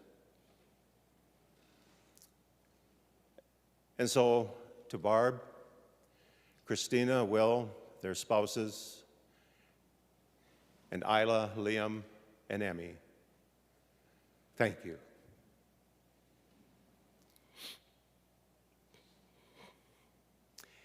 In the Senate, it is important to have mentors. When you come in, to have people that you can go to, that you can trust. Many days in that first year, sitting up there in that corner, I remember going to Senator Dahms, Senator Sinjum, Senator Rosen, and saying, what the hell's happening now? I could have asked my seatmate, Senator Nelson, but she was usually outside the chambers talking to somebody. And the thing you have to remember, Senator Nelson always carried her purse with her. And she set it down when she was talking to people, and then she forgot to pick it up and bring it back in, causing great consternation for the sergeant-at-arms seeing this unintended bag sitting on the floor, wondering if somebody had put something there that might blow up. Well, if you ever seen Senator Nelson open her purse, you could recognize that was a very real threat. In fact, it got to a point where the caucus appointed Senator Dahms as the guardian of her purse, and so... Ouch. He threatened me. He said, you know, I get to talk after you. But anyway, I have to mention a couple of senators. In that first term, I was on Senator Tomassoni's committee. Being a freshman, I arrived on time, well ahead of anyone else. Senator Tomassoni was the second one in the room. He looked at me. He goes, rookie. And then there's, of course, Senator Hoffman. Now, some of you have heard the story that occurred between Senator Hoffman and myself in that first term. We both came in the same year. Being a freshman in the majority party, he got to carry a variety of bills. One of them was the Muskie bill, raising the minimum size from, I think, 48 to 52 or 54 inches. And you have never heard, no, you've never seen such passionate emails come to your computer as that debate. And I was on, I think, every committee that got to hear that bill. And then something got changed, and I got to hear it again. So what I decided was the first time I voted with him. The second time I voted against him. The third time I voted with him. The fourth time I voted against him. He approached me. He said, Weber, what are you doing flipping your vote? I said, Hoffman, I don't have a fish in this fight. I dare you to come to my district in southwest Minnesota and find a muskie in any of my lakes. I said, I'm just messing with you. At that point, he swore at me, we laughed, and we've gotten along famously ever since. And then, of course, there is my seatmate next to me. Senator Dahms, would you stand? Our staffs bought us matching ties.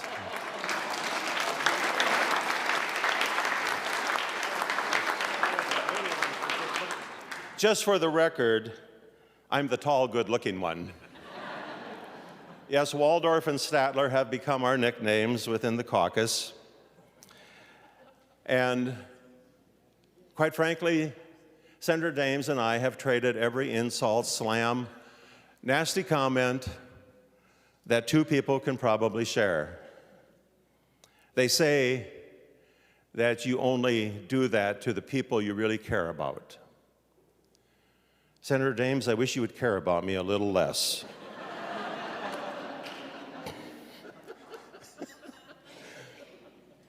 But thank you for your friendship and support all these years.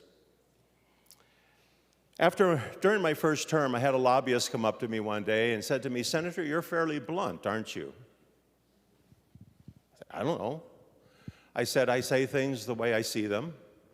And I said, I decided a long time ago that that was how I've always been, and that's how I will be up here as well. And if my constituents don't like the way that I act up here, they won't send me back. And you know, that's okay too. Because you see, I have faith, I have a family, I have a successful business back home. I don't need to be a senator to be somebody, because God made us all somebody in the first place. And so I've tried to stay in that frame of mind. And the lobbyist said to me, well, Senator, if you keep it that way, you can be here for 20 years, to which I responded, bite your tongue. I originally promised I'd stay here for 8 to 10 years. This is year 14, and this was the year I've decided to retire. Finally, I leave you with these words. The Senate today is not the same as the Senate of 14 years ago. And so for those of you who remain, I simply say this. Number one, renew your commitment to govern. Let's have less of a commitment to frame gotcha votes on the floor or criticize one another for standing up for that which you believe. Number two, I've grown increasingly tired in committee work of hearing someone who has a good idea say, well, I don't really want to push that because the agency doesn't like it. Friends, my response to that is, I really don't care what the agency likes. It is we as senators, nor our constituents, work for the agency. The agency works for us and our constituents. It is up to us to determine the policy that comes through our bills. If the agency doesn't like it, when we send our bill to the governor, they can lobby him or her, and the governor can weigh in at that point. Let's make sure that we, as a legislature, you do the job you are supposed to do, and let the other ones worry about it later on. And finally,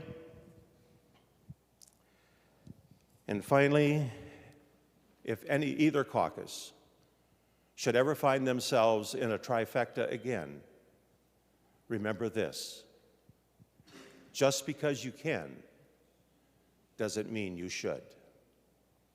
And with that, my friends, thank you, good luck, and God bless you.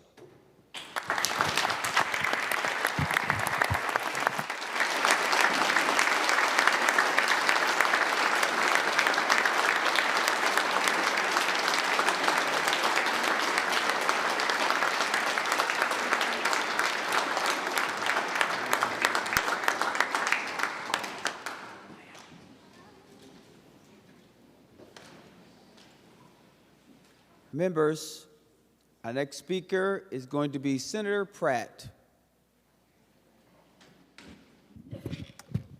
Boy, that's a tough one to follow. Well, members, I thank you for the moment to share some thoughts. I promise I won't go as long as some of our debates or amendments here on the floor. I wondered how I'd feel today. I've sat through a number of these retirement speeches. Would I be happy? Would I be sad? Would I be excited? Would I be content? The answer is yes. When I first arrived in this chamber, I thought I knew what I was getting into. I thought I understood government. I'd served on a school board. I worked for some of the largest companies here in the state, worked in a highly regulated industry of banking where I had to deal with the OCC and other regulators, and knew what bureaucracy was like. I had two teenagers. I had one that was a senior in high school and a sophomore in high school. I thought I was ready for this. And then I met Ann Rest and her rule book. Nobody is ready for that. But truly serving here has been one of the greatest honors of my life. I came to this work because I believe in public service, because of something that my mom, a school teacher of 40 years, used to say. Whenever she heard someone ought to do something, she'd look at him and say, "You're someone."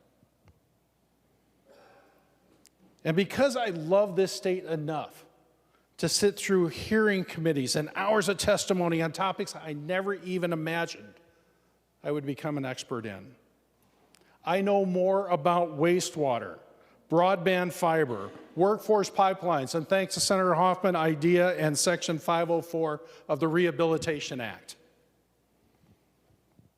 Over the years, I've had the privilege of working on issues that matter deeply to Minnesotans. Some of that work has been very visible and prominent. Some of it's just been behind the scenes. And well, some of it was me getting home at 1 a.m. and trying to explain to my wife that we were debating something that she thought we debated a couple of days ago.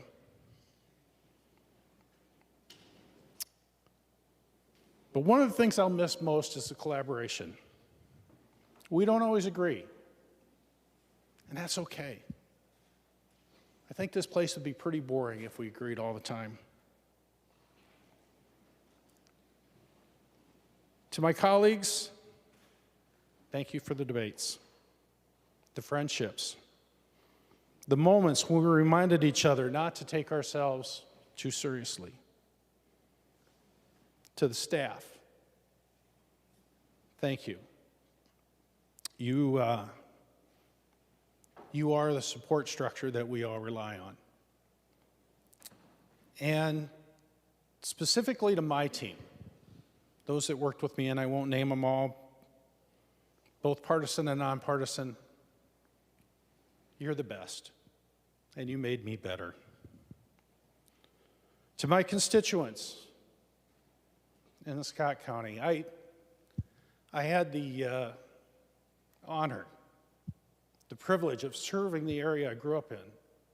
I showed up in Prior Lake, Minnesota, a small town of about 5,000 people, as a shy kid. And a town that embraced me, a town that encouraged me, a town that made me who I am today. You know, the Gophers were playing football at University of Colorado, and there were probably about 24 Prior Lakers there, all rooting for the Gophers, but they were there for me. They built me up. They had my back. And when I got a little too big for my britches, they were there to remind me about what humility meant. To my wife and family, you've been my rock. You don't always understand what we're going through, but you've supported me doing it. You know, and when I come home from here, my wife and friends would say, all right, we saw this on the news, give us the real story. And I always did. So as I step away from the Senate, I do so with a full heart and a continued sense of purpose. Service doesn't end when one chapter closes. It simply shifts. I'm looking forward to new opportunities to contribute. Opportunities to take me beyond these desks, but never away from the values that brought me here. Call it future leadership. Call it a new chapter. My wife won't let me call it retirement because she doesn't want me home that much. Minnesota has given me more than I could ever give back. And as I leave this chamber with gratitude, humility, I have an unwavering belief and hope in the future. To my colleagues, we've talked a lot about divine intervention. I truly believe we were all meant here to be here together for a purpose. And I hope we lived up to that purpose. Thank you for the privilege of serving. Thank you for the laughs, the lessons, and the late nights. And thank you for believing, as I do, that our best days are yet ahead. Thank you, Mr. President.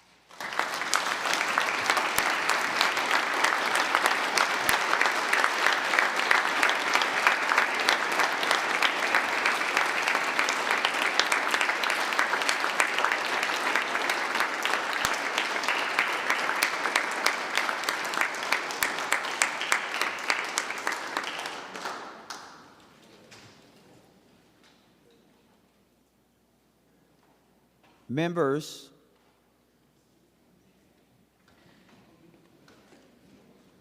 we are now hear from Senator Miller.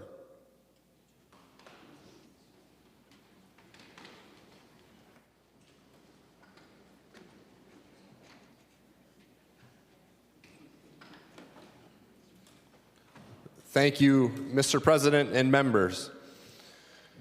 I was told that once you hit the 15-year mark, you get 5 minutes per year that you've been here for the speech. So members, buckle up, baby. It has truly been an honor of a lifetime to serve the people of southeastern Minnesota as a member of the Minnesota Senate. I have so many memories of this place, and I'm gonna miss it dearly. Not so much the long floor debates, but I will cherish the memories and the friendships for years to come. And yes, Cwodzinski and Lang, that means you two guys. When I first announced my candidacy back in 2009, I did so because I wanted to help make a difference in the lives of Minnesotans. Over the years, I've been fortunate to hold several different positions in the Senate, from committee chair to deputy leader to being the youngest senator in state history to be elected president of the Senate to majority leader, and of course, rank and file. However, it's not about the titles or the pictures on the wall, but instead, it's about getting good things done for the people of Minnesota. It's about helping make a difference in the lives of others. For me, it goes back to my childhood years. Now, I don't often talk about my early years, but the reality is they shaped my life as well as my approach to getting things done here in the Senate and elsewhere. I was the youngest of 3 boys. I was the Jewish kid that grew up in a predominantly non-Jewish community. I had trouble reading, and I had to leave the classroom to get extra help. I used to get bullied walking home from school by students from another school. I had to overcome anti-Semitism. I had to work harder in school. I had to build up the courage to stand up to bullies. As a result, I developed an underdog mentality early in life. These things, combined with the important values that I learned from my parents, like hard work, respect, and honesty, have shaped my life and the work I've done here in the Senate. My parents taught me that if I wanted something, I had to work for it. I had to earn it. And if I didn't, someone else would. I was 25 years old in 2009 when I first announced my candidacy for the Minnesota Senate. I didn't have any experience with party politics, and I sure as heck did not know what caucus night was all about. But as an active member of the community, I was hearing more and more concerns from people about the direction that our state was headed. I decided to run for the Minnesota Senate because I wanted to do something about it. After I announced my candidacy, I was shocked by the amount of negativity that came from some people simply because I now had an R after my name. The naysayers came out of the woodwork. Some said I was too young. Some said I didn't have enough experience. Others said I didn't have enough education. Many said I couldn't win. Well, they were wrong. I could have let the haters discourage me or slow me down, but instead my underdog mentality, or street fighter instincts, as my friend Mike Campbell says, kicked in, and every time someone said I couldn't do something, I used it as motivation to work harder. If I got knocked down, instead of complaining about it, I got back up and kept pushing forward. In 2010, when the odds were stacked against me, I won the election by 437 votes. And a couple months later, at 26 years old, I was sworn in as the second youngest Minnesotan ever elected to the state Senate. The Jewish kid from Winona, who had trouble reading and was bullied after school, is now a Minnesota state senator. And what a ride it's been. I have so many memories of this place. As Cwodzinski would say, I'm pretty sure I could write a book. 2 of my early memories go back to my very first year in the Senate, and they were 2 wildly different experiences. The first one was when I authored a higher education bill to cut funding to the central office of Minnesota State colleges and universities and pass that savings along to our local campuses across the state. I'll never forget overhearing one of my Senate colleagues saying, "Who does this kid think he is trying to change how we do things here?" And I was thinking to myself, what in the world did I get myself into? But as you know by now, I wasn't afraid to shake things up. I had a very different experience with another bill. Prior to me being elected, changes were made to the Green Acres program, causing property taxes for farmers to skyrocket. It was a hot topic on the campaign trail, and fixing it was a top priority for me. I approached it in a way that I learned from watching my dad be the mayor of the city of Winona. I brought people together who cared about the issue. I brought together Democrats and Republicans from the House and the Senate, representatives from the agency, representatives from the governor's office. I brought together farmers and county assessors. We sat around a table, we had respectful dialogue, and we moved forward with the best ideas. It didn't matter if they were Democrat ideas or Republican ideas. We moved forward with the best ideas, and we came up with a bipartisan solution and passed it with bipartisan support. This is how I tried to approach every issue I've had the opportunity to work on during my time in the Senate, and it's proven to be successful.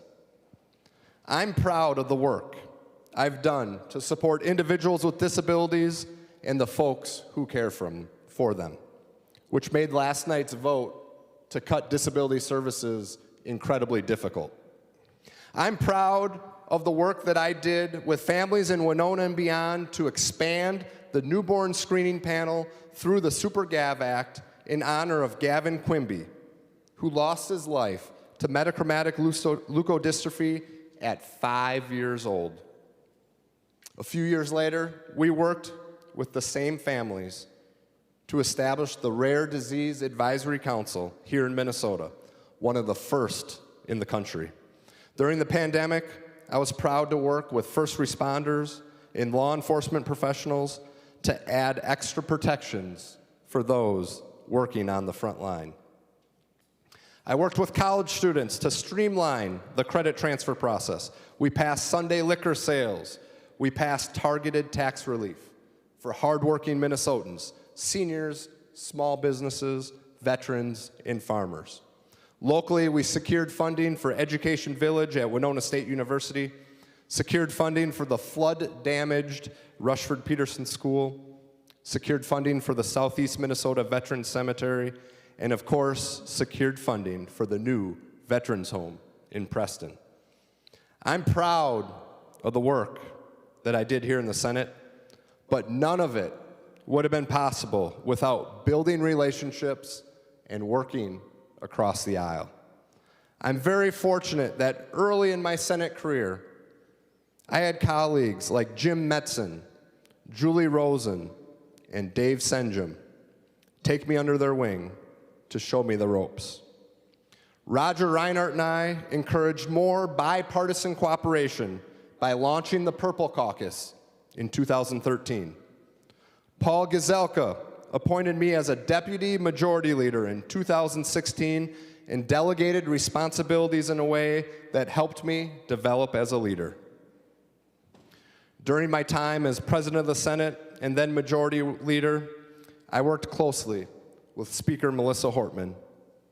Melissa and I didn't always see eye to eye on the issues, but we agreed that we would make every effort to work together to get positive results for the people of Minnesota. I also built a strong working relationship with Senator Carrie Dietzick. Again, Carrie and I didn't always agree on the issues, but we both wanted what was best for Minnesota, and we made it a priority to work together. And it didn't matter if I was leader and Carrie was in the minority, or if Carrie was leader and I was in the minority. I truly miss having Melissa and carry around the Capitol. In addition to building strong relationships with legislators, I truly appreciate the relationships that I've built with staff. I learned quickly the crucial role that staff plays in the legislative process. Simply put, this place does not function without our incredible staff. And I appreciate you all greatly. I've had some awesome legislative assistants over the years, including Melissa Wolf, Rachel Bakke, and the one and only, the greatest of all time, Maureen Watson. And while there's much to be proud of, there are also some things that have been disappointing. The extreme polarization in politics is incredibly disappointing. People might expect it in Washington, D.C., but Minnesotans expect and deserve better from their state legislature. Each year that goes by, it feels like the political divide has gotten wider and wider. During my early years, it was more about working together and passing good policy. But now it feels like it's an us against them mentality. There's more of a my way or no way approach. And as a result, the outcomes are getting more and more partisan. Look at the state flag, for example. I can't think of something that should be more bipartisan than designing a new state flag representing the history and traditions of our state. Instead, we got a highly partisan process that resulted in a new flag that is dividing communities across the state. We have some communities displaying the new flag and others the old. This could have been and this should have been something that united the legislature. This should have been something that united the people of Minnesota. But instead, Minnesotans got a flawed process that resulted in a highly controversial outcome. Perhaps we should put the new state seal on the flag and call it good. Just a thought. Something else disappointing is the amount of fraud taking place in Minnesota and the lack of urgency from many elected officials to address it. Thankfully, we made some bipartisan progress toward the end of this session, but more must be done to fix the fraud and hold the fraudsters accountable. Another disappointment I have is something personal to me. It is unacceptable that half of Minnesota students aren't proficient in reading. It is unacceptable that so many students aren't proficient in math. Instead of passing down more unfunded mandates to our schools and expanding the curriculum with controversial subject matters, the legislature should give schools more money without the costly mandates. Let's trust local control. Finally, higher taxes and anti-business policies are driving business investment in people out of the state. In order to have a thriving economy, we need to attract more businesses and taxpayers to our state, not encourage them to leave. The bottom line is this: partisanship leads to polarization. Polarization leads to a dysfunctional government, and a dysfunctional government loses the trust of the people. As I leave the Senate, I would encourage those who are coming back to put the people first. Make it less about partisan politics and more about what is best for the people. Minnesotans want their elected officials working together and getting things done. One of the best ways to accomplish this is by being respectful, building relationships, and perhaps most importantly, being honest. The reason honesty is so important is because your reputation is like gold around this place. It doesn't take long to figure out who you can trust and who you can't. It doesn't take long to figure out who is fake and who is real. You learn who is going to do what they say they're going to do, and those who will say one thing and do another. I can assure you, building a positive reputation will help you get great things done around this place. And it doesn't matter if you're in the majority or the minority. It doesn't matter if you're leadership or rank and file. If you treat people with respect, if you are honest with yourself and others, and if you put in the time and the work and the effort, you will make things happen. Finally, I want to thank the people of southeastern Minnesota for putting their trust in me for the last 16 years.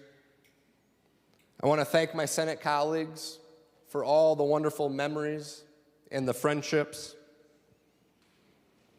I want to thank Leader Johnson for his flexibility with my schedule and his friendship.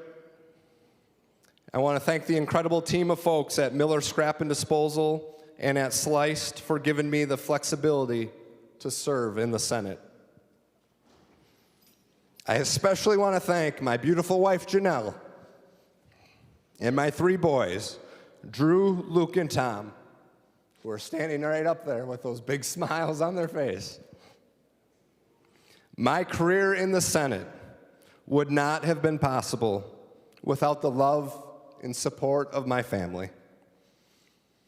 Being a member of the legislature is an incredible honor, but it's a huge sacrifice, especially on your family. And all I can say to Janelle and the boys is I love you, and I'm coming home.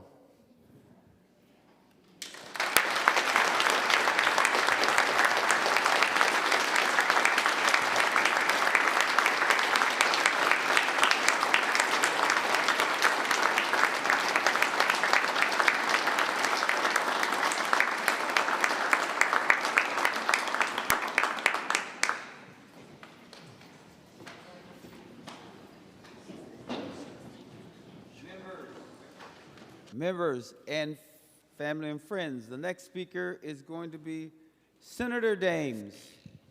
Well, thank you, Mr. President and members, and it's certainly an honor and a pleasure to be here this morning. And I look forward to visiting with you a little bit this afternoon.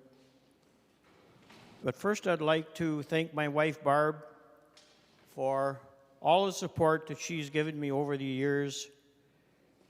To my children, Michael and Michelle, my son-in-law, Byron, and my granddaughters, Madison and Aubrey. They've been very, very supportive over the years, and it's really been appreciated. And I've trusted them in their advice, and they've been very good helpers with parades, door knocking, and things like that. And they've also known when Grandpa's getting a little irritated or Dad's getting a little irritated to maybe give him a little space and then try to cool him down. And that works pretty well. I won't say how many years I've been married because my wife would be irritated because you could figure out her age, so I'm certainly not going to do that. But I am pretty fortunate. I came in 2011 after the 2010 election and was one of the people that was in the first majority of the Republicans in many, many years. And it was quite interesting because it was new for us as Republicans and it was new for those as Democrats. We had to figure out how to do it, and they had to figure out how they weren't good, how they did not have the opportunity to continue to do it. But it's very interesting. The first bill I passed was a bill to support the county fairs, and I have the bill in front of me, and it read, a bill for an act relating to county agricultural societies appropriating money from the Arts and Cultural Heritage Fund for grants to county agricultural activities. This bill is being heard in the Agricultural Committee. I presented the bill. There were people that are supporting the county fairs from the County Fair Association there. And they got to come up to the table and they presented their side of it, and pretty soon the door flies open. And here's Senator Cohen. Senator Cohen did not support this. And he didn't take much time getting to the table and letting us know that he did not support it. For something that was supposed to be a simple bill, and Julie Rosen was going to carry the bill, and then knowing that I'd been on the Ag Society board, she asked if I would carry the bill, and it would be just kind of a simple, one type thing. You're going to have a hearing and it'll be passed. I learned at that point in time that if you want to deal with Senator Cohen, you better toughen up, because he's going to test you as much as he possibly can. At the end, and I'd like to say at the end of the day, but probably at the end of the session, the bill finally did get passed, and we got through that. But I learned at that point real quickly that if you're going to be here, you better be ready to defend yourself, but you also better be ready to roll up your sleeves and work with people across the aisle. Because if you didn't do that, you weren't going to get much done.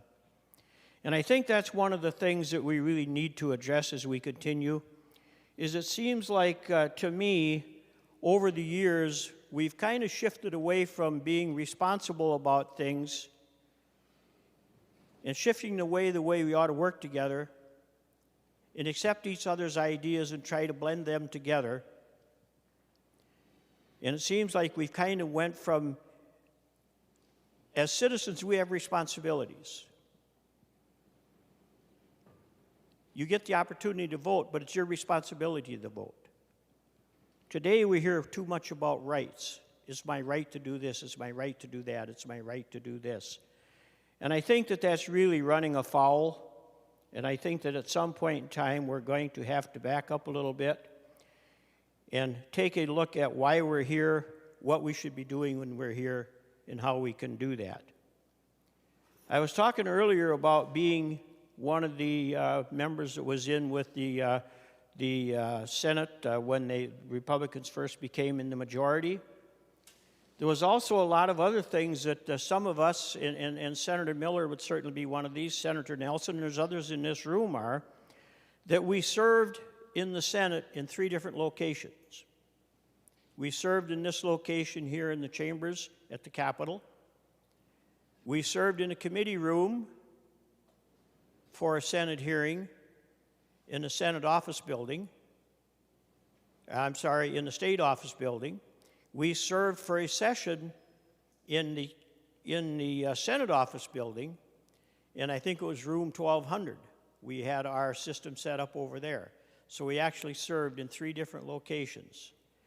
That's a first, and very likely will be a last, because I'm sure that the Capitol will survive many, many years before it has to be redone again.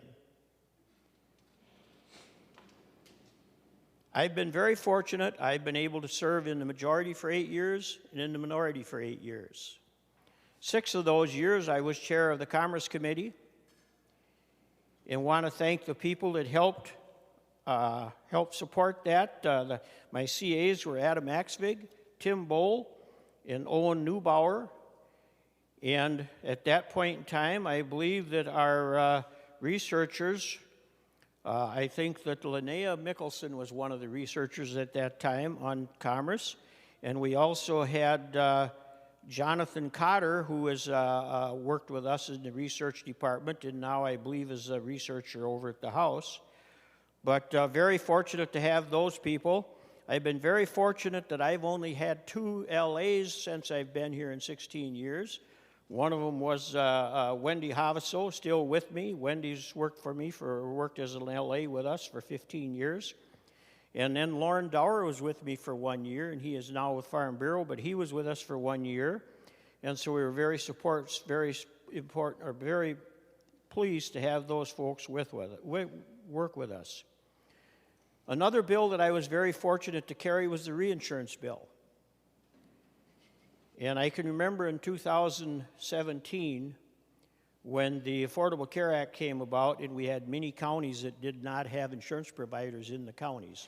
And we had to come up with a solution to fix that. And the solution that we came up with was the reinsurance bill. And so I was in the insurance business and had sold a lot of health insurance over my years. So I was asked if I would carry that bill, and I said I'd be more than happy to carry the bill. First hearing we had was in Commerce Committee. It actually went pretty good. The second hearing was kind of like a buzzsaw. That's when Senator Marty kind of woke up. I don't mean that negatively. When I say woke up, I don't mean you were sleeping. It's that you were ready for me, put it this way. And a couple of his tag-alongs, and it got to be quite a long, long afternoon. And I thought to myself, what did I get myself into? But as the next committee come along, it got a little easier and got a little easier, and we finally did get the bill passed, and that bill has been in force here in the Minnesota Senate for some time, in Minnesota for some time. That bill has also been nationally recognized and is used by some other states. So fortunately, I was able to be part of that, and due to the tough questions and stuff of Senator Marty and some of the others, we got a bill that worked out pretty well. It's been a very interesting ride, and I'm going to kind of move around here a little bit, but I've got this goat on my desk, and this is what happens. You can hear that screaming goat. There was days when I would be on the floor, and I would think, I wish I had my screaming goat here, because I would push the button, and people could get, and I could indicate that I didn't think the direction we were going was the right direction. But I figured I'd probably be asked to leave, so I decided I probably should not push the screaming vote button. But this is what would have happened if I would have done that. So, Senator Champion, I'm not taking after you today, but sometimes I didn't necessarily agree with your rulings. And so I'd have liked to have been able to take this goat, push it a couple times,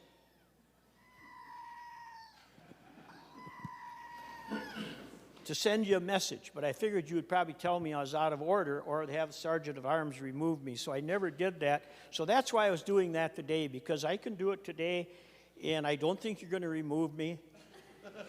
I don't have to worry about getting to vote next year. So that's the story of the screaming goat. When I look over the years and look at the changes that have come about, there's been a lot of changes coming about, and I think we're seeing a lot more people come through as activists than we used to see, and I think that that's fine. I think, though, we do need to be more united in what we want to accomplish, how we're going to accomplish it, and I think we've got a lot of work to do, and I think right now we're at a turning point as to what happens in the next couple of years is going to make a very long, long-lasting impact on what happens in the state of Minnesota. And I think that we need to take a close look at that. Statler left me. I guess Statler's standing over there. And I just wanted to put a plug in. It's kind of like a free advertisement. You know, on the radio, every once in a while you get a little free advertising. Well, Statler, you're going to get a little free advertising. But people don't know it, but Statler's starting a new business. And that's one of the reasons he's retiring. And his new business is going to be doing lawn fertilizing. But it's a new type. He doesn't bring out the spreader and all this and that. It works pretty good. I invited him out last year to be one of the test dummies. And he came out, and I fed him a little bit of meal, and then we went out and we just walked around the lawn and talked. And you know what? My grass got just as green as it could possibly be. So, Bill Statler, good luck with your new enterprise. I hope it works well for you. And I hope that you do very well. And I do have you on schedule for June 14th to come and talk to my lawn again. It does need a little fertilizer. With that said, folks, it's been a real honor and a real privilege, and I really have appreciated the opportunity to do this. Different people have spoke about how they ended up in the Minnesota Senate. When I was a young man, born and raised on a farm, I never thought that I'd be in politics, much less alone be in the Senate. And I'm sure if you talk to some of my high school teachers, they would say, oh, there's something wrong there. That couldn't have happened. I can remember one day, teacher's name was Miss Sales, and she was the English teacher. She was a tough teacher, but she was a nice lady. And it was just a beautiful spring day, and I'm looking at the clock. And Miss Sales looks at me and she said, Gary, she said, time is passing, but as your teacher, I can tell you, you're not. And I remember that pretty well. I can also remember one day, I don't know what was going on. I suppose somebody was blaming something on me that I probably didn't do. Typically, that's the way it worked. And I was sent to the principal's office. So I get to the principal's office, and the secretary at the principal's office looks at me, and she says, oh, Gary, she said, I'm glad I'm not you. And I said, oh, what's going on? She said, the principal is so mad today. She said, I don't even want to go in and have to talk to him, much less alone. She said, I just feel so sad for you. Now, that really makes you feel pretty, like you're pretty confident going in the principal's office when you've just been given that type of a speech. But anyhow, I went into the principal's office. He looked at me and he said, I don't ever want to see you in here again. And he said, I'm not going to put you on detention, but he said, I'm calling your mother. Well, in those days, I'd rather sat in detention than have my mother called, quite frankly. And my mother did get called, and he did not see me in the principal's office again. But I really hadn't had that plans to be into politics, and I had an opportunity to run for county commissioner. People asked me if I would, and I did, and I ended up winning the seat as a county commissioner. And then as time went on, I was asked if I would look at running for the House, and I just didn't quite work out with my family and with my business. And then the opportunity came along to run for the Senate, and talked to my family, and they agreed they would support that. And so I did win and did run and did win, and I've served in 3 different district numbers, 21, 16, and 15 is the most recent one. And it's made up of 6 counties out in rural Minnesota, southwest Minnesota. And I've had the opportunity and privilege to serve western Minnesota for 16 years and really appreciate all the support and stuff that I've got for the communities and got from my family. It's been very important. And it's been a great ride, but as everything else, everything must come to an end, and so this will be coming to an end, but it's been a great ride. It's been a lot of fun. I've learned a lot, and I've appreciated working with a lot of you on different bills and different things, and it's, with that said, I'd just like to say thank you, and thank you to my family for all its support. Thank you to the community that has supported me, and wish everybody well here at the Minnesota Senate, and thank you.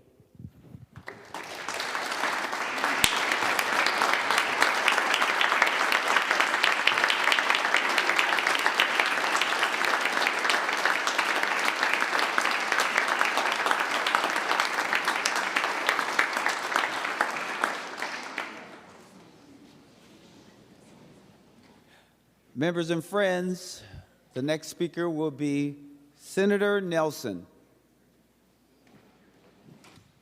Well, thank you, Mr. President. I've said thank you, Mr. President, many times when you've called on me.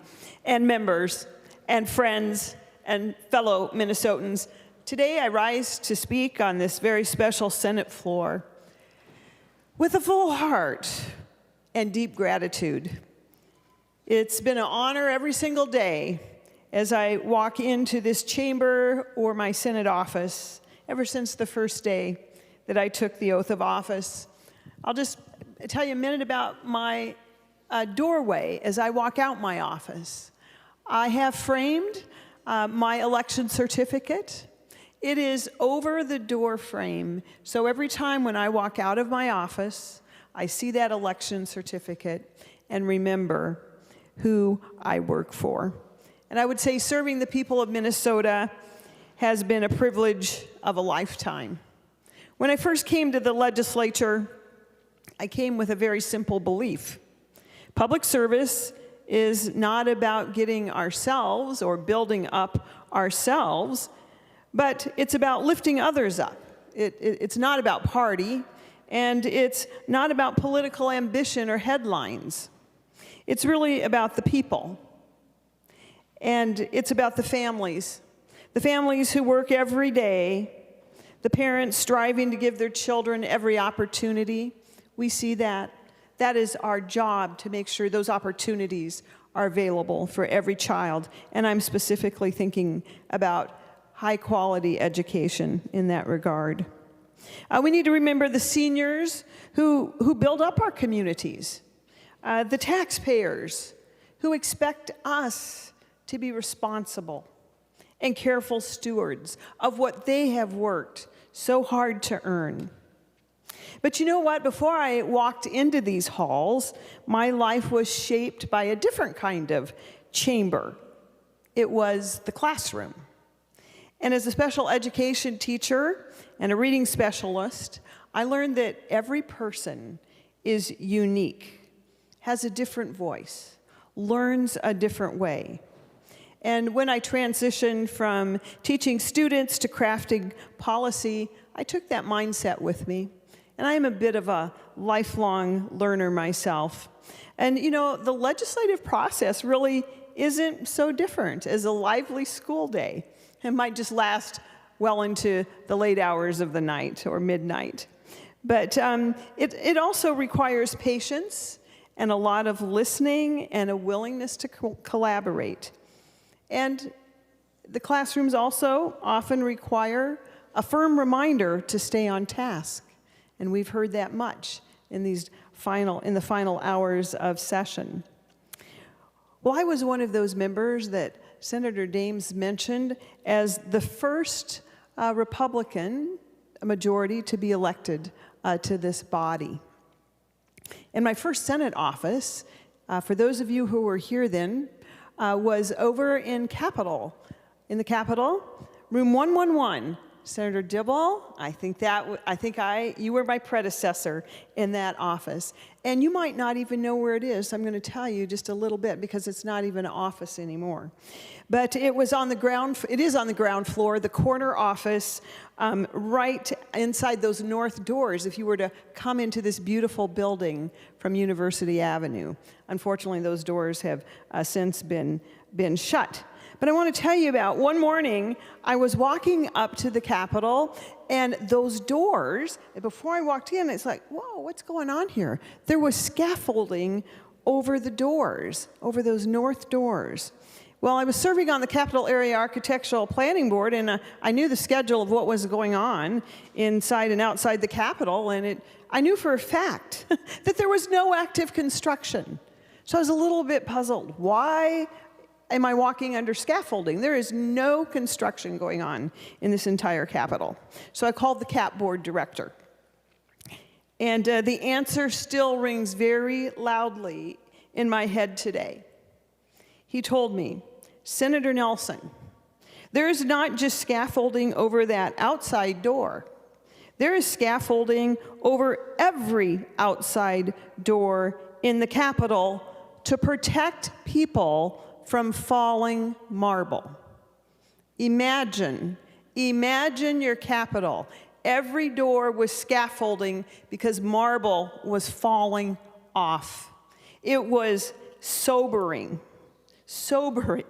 Our beautiful, gleaming white Georgia marble was literally falling off the building. And so that was a pretty alarming revelation for me. And it started my quest to ensure that our stunning Cass-Gilbert Capitol would survive. I'm a bit of a fan for historic preservation and buildings. And I want you to, every opportunity that you can, learn about Cass-Gilbert and the meaning of every element in this Capitol. He even designed the furniture, folks.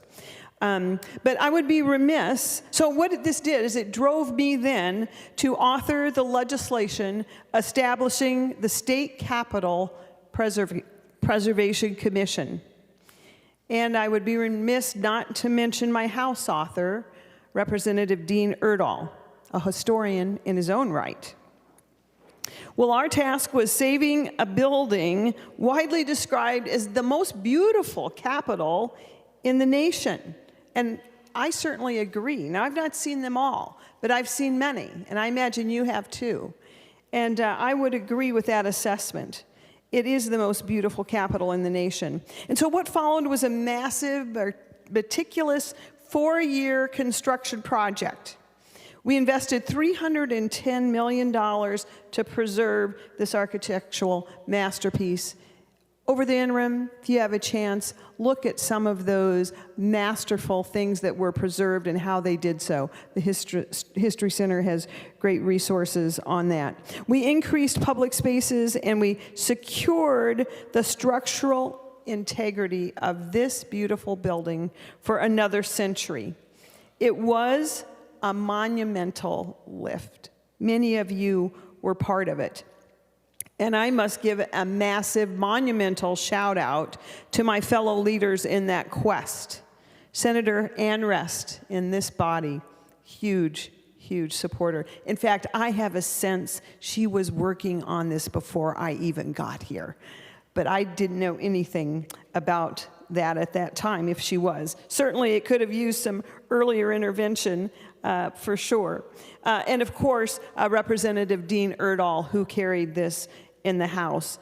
Together, we made sure that this people's house would stand tall.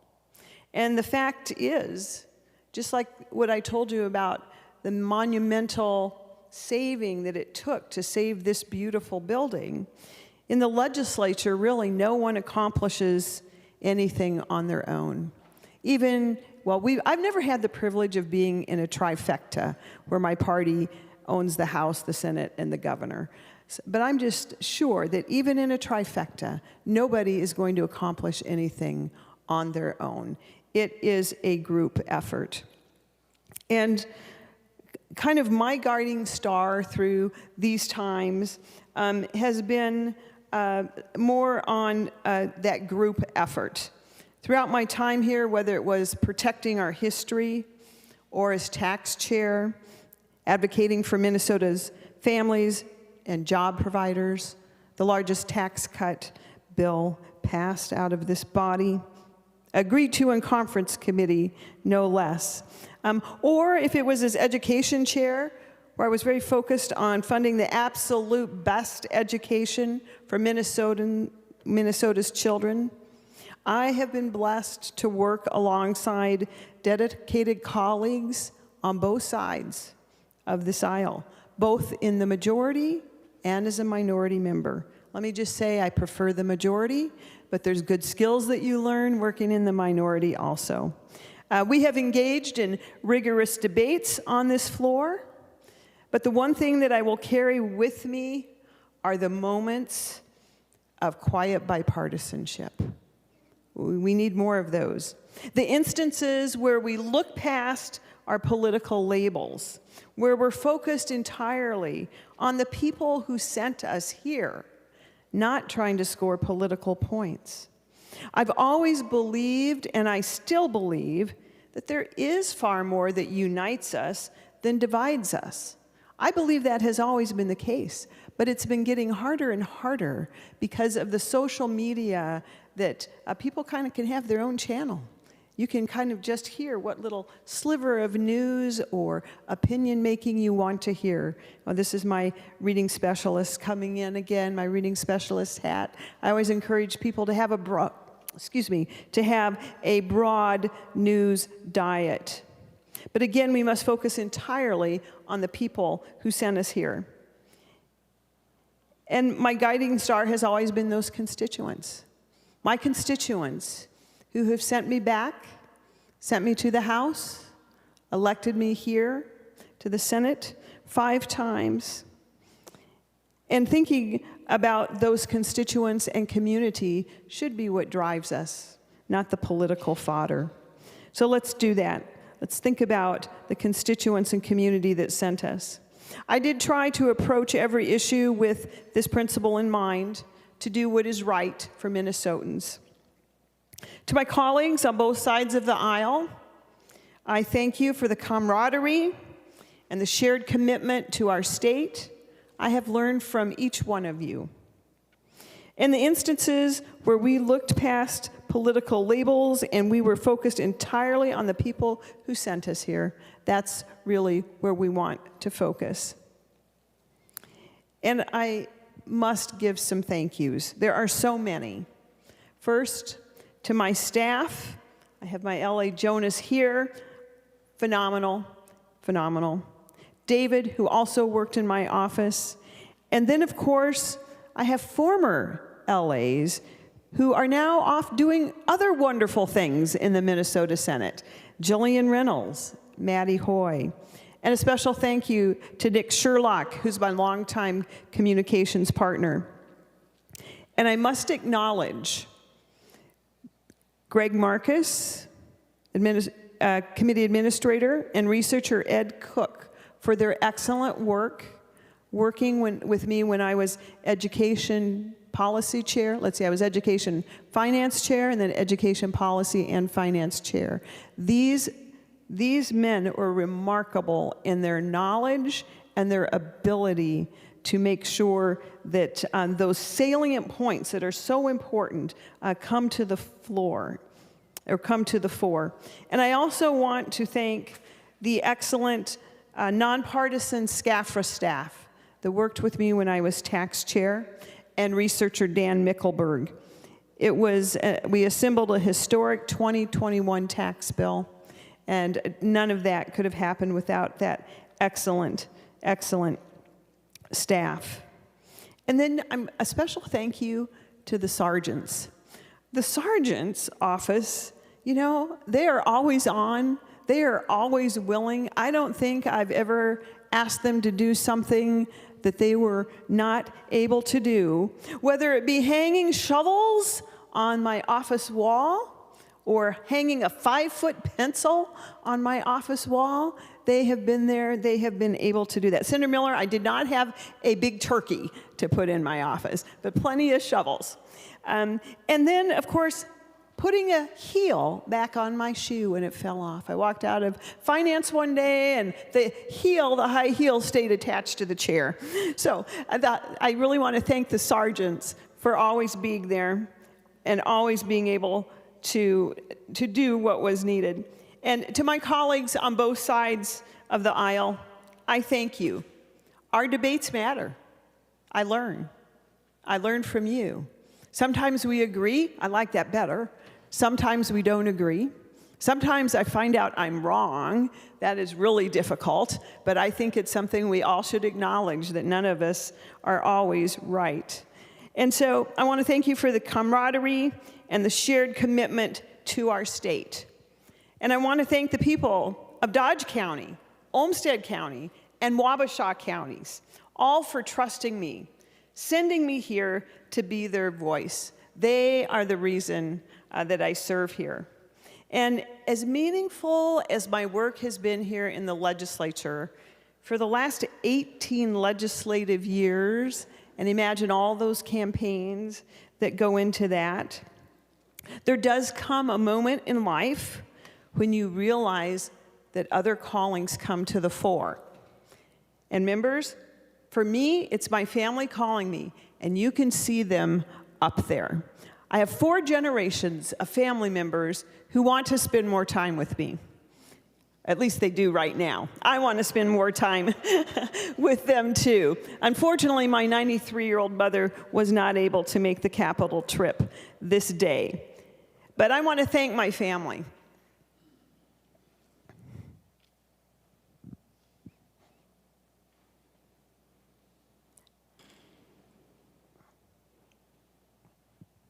I want to thank you for those many, many late nights where you were waiting for me to come home.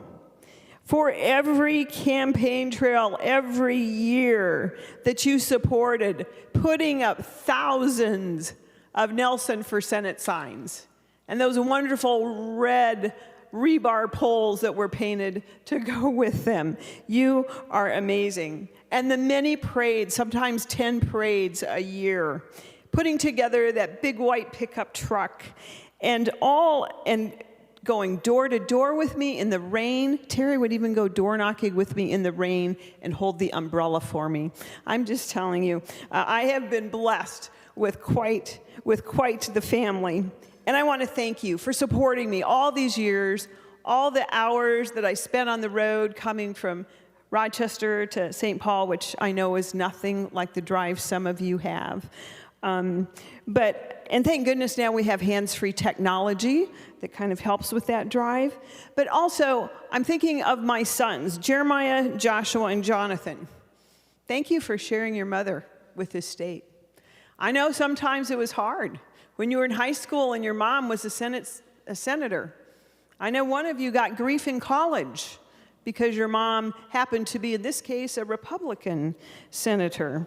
And so I want to thank you. And boys, I want you to know how proud I am of the men you have become.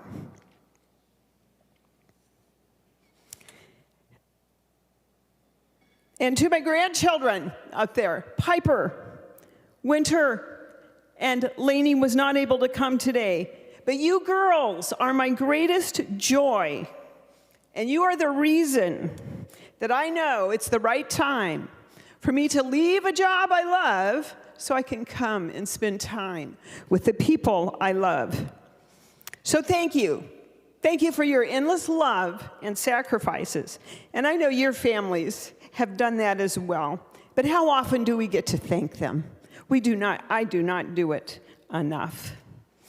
And so Minnesota has given so much to me and my family, and I will always cherish this experience, our friendships, what I have learned, and my time here has been one of the greatest privileges of my life.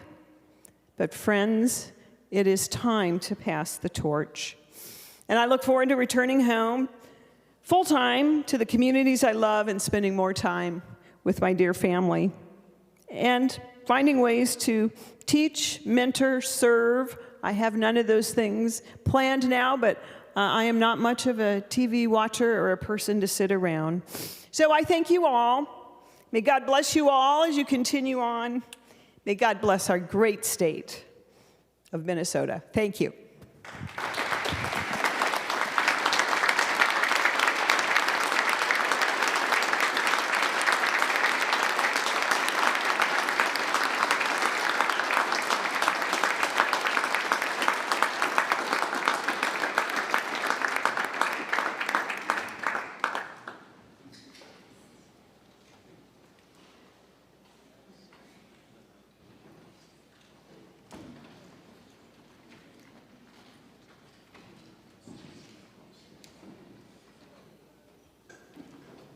Members and friends, the next speaker we have is Senator Rest.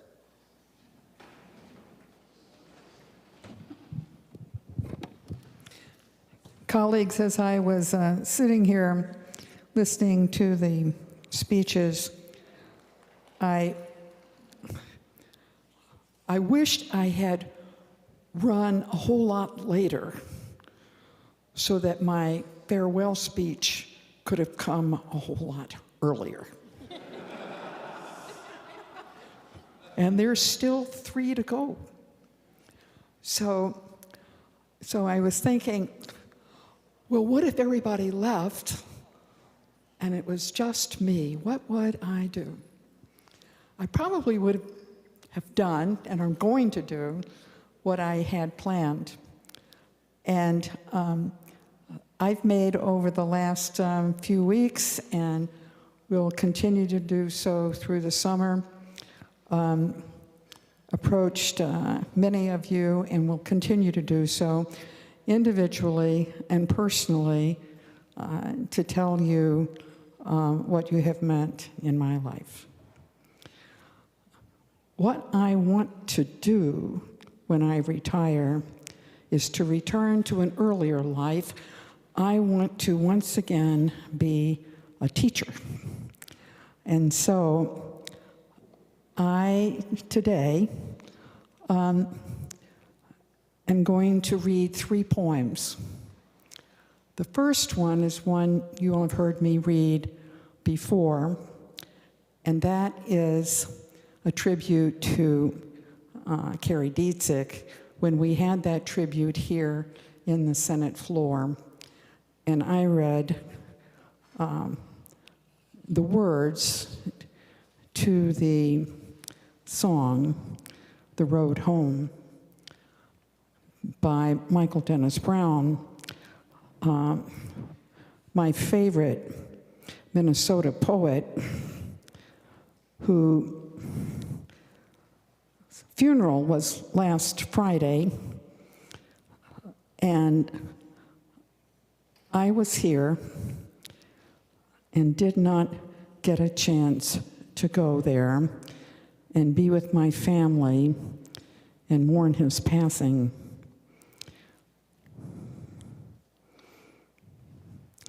So The Road Home is a poem that was put to music, or vice versa. They collaborated, Stephen Paulus and Michael Dennis Brown.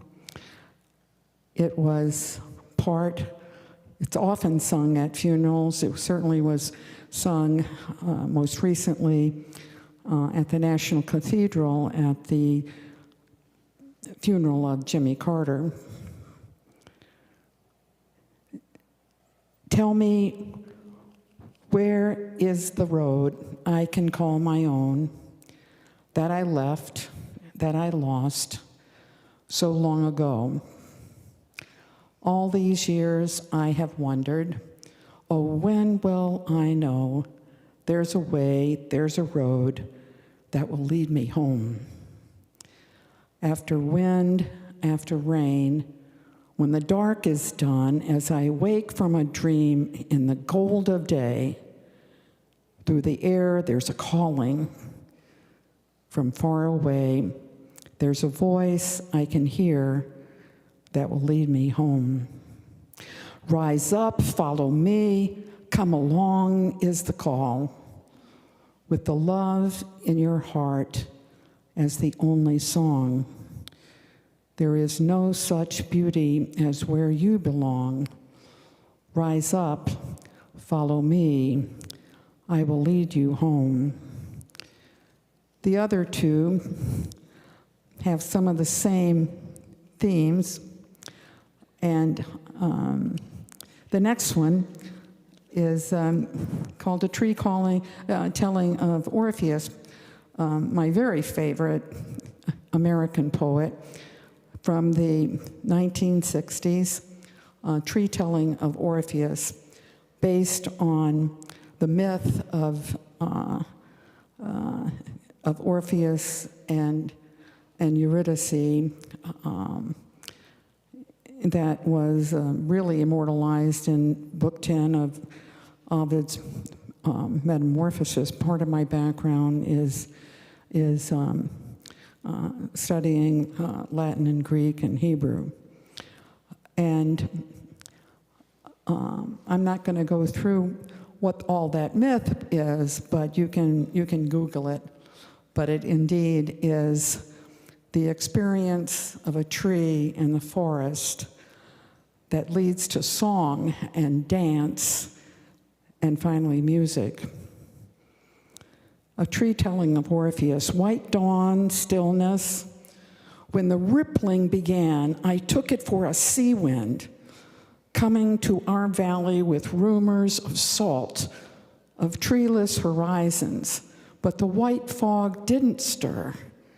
The leaves of my brothers remained outstretched, unmoving, yet the rippling drew nearer, and then my own outermost branches began to tingle, almost as if fire had been lit below them, too close, and their twig tips were drying and curling. Yet I was not afraid, only deeply alert. I was the first to see him, for I grew out on the pasture slope beyond the forest. He was a man.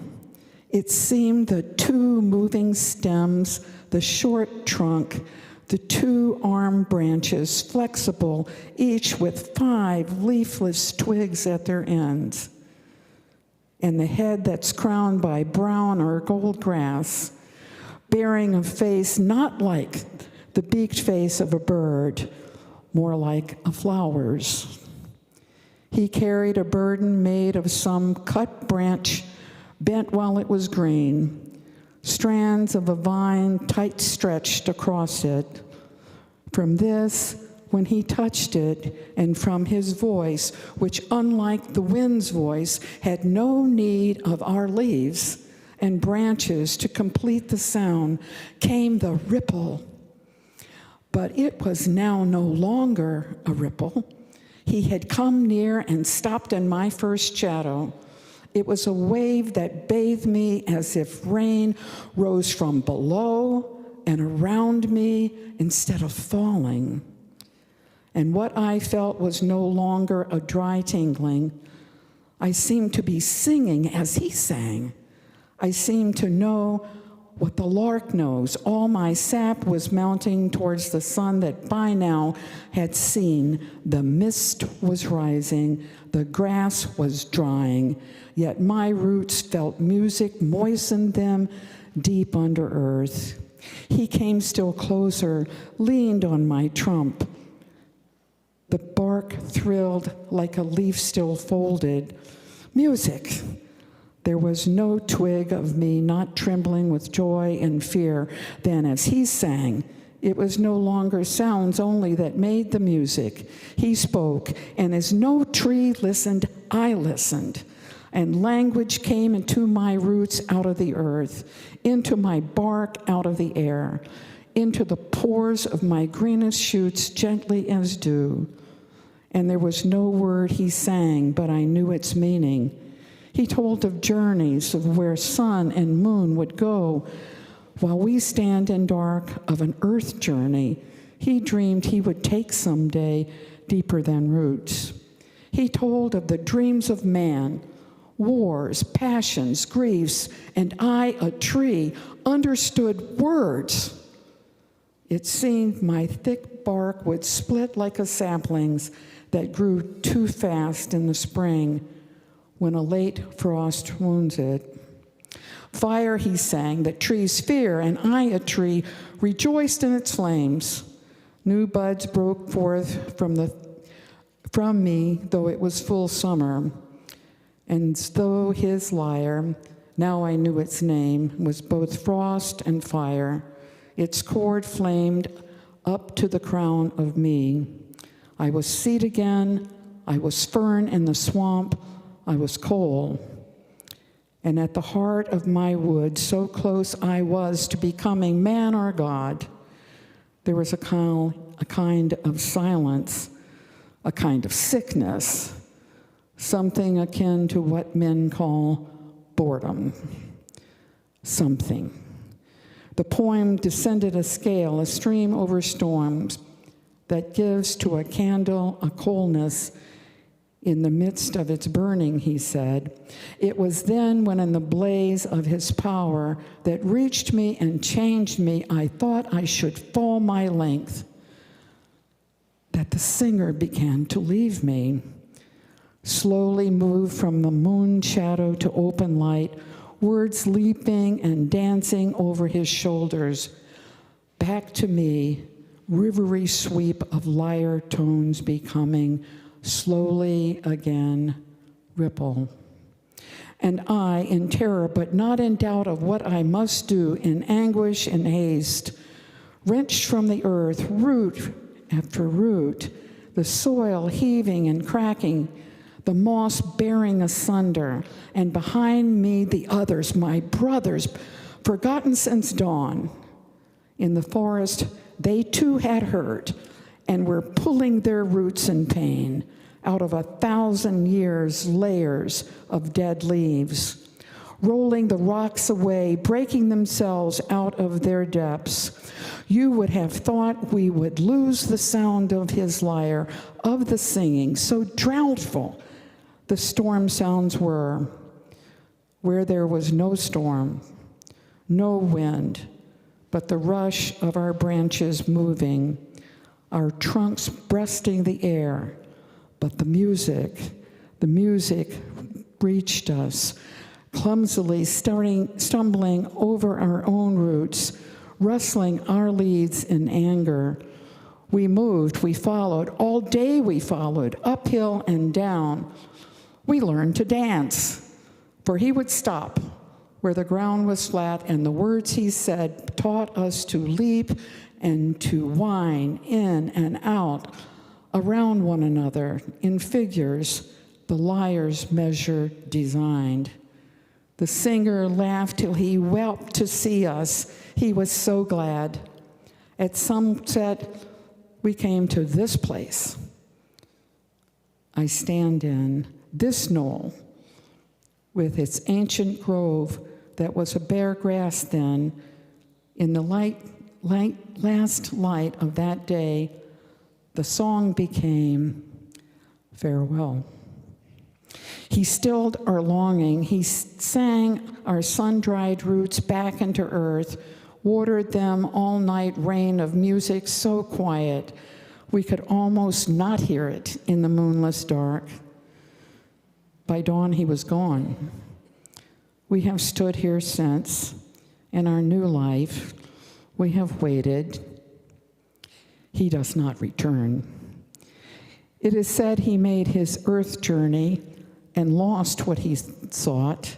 It is said they felled him and cut up his limbs for firewood, and it is said his head still sang and was swept out to sea singing.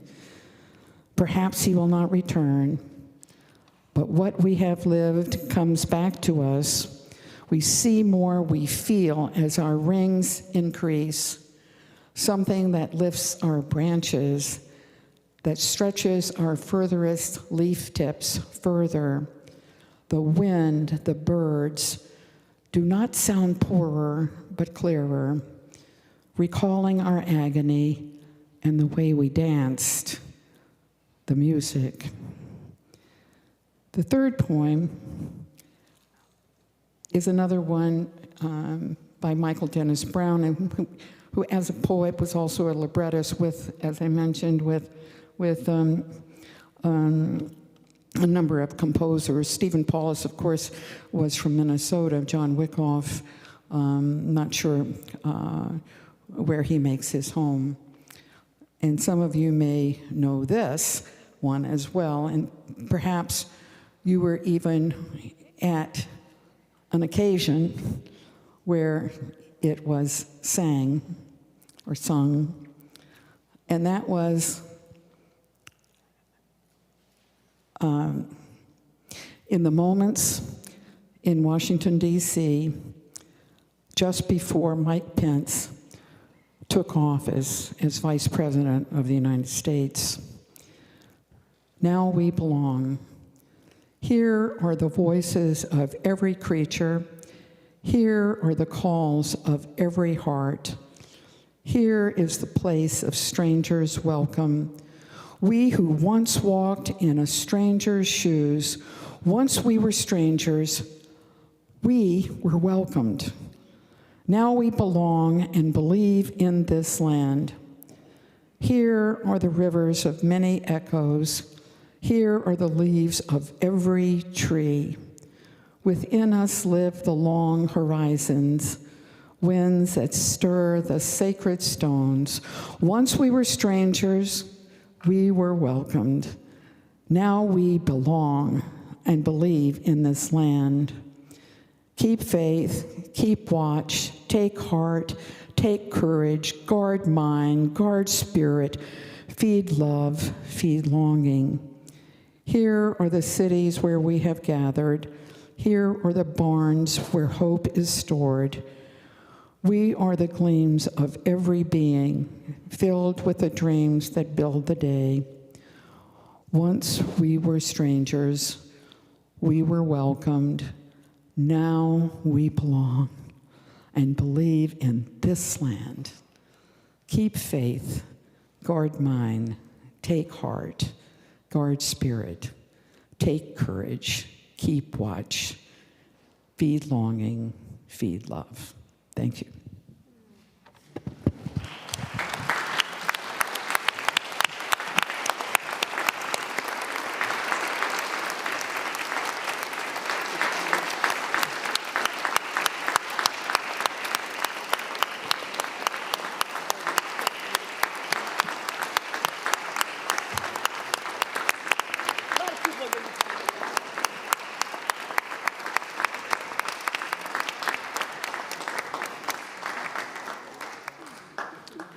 Members, family, and friends, the next speaker we will hear from is Senator Limmer.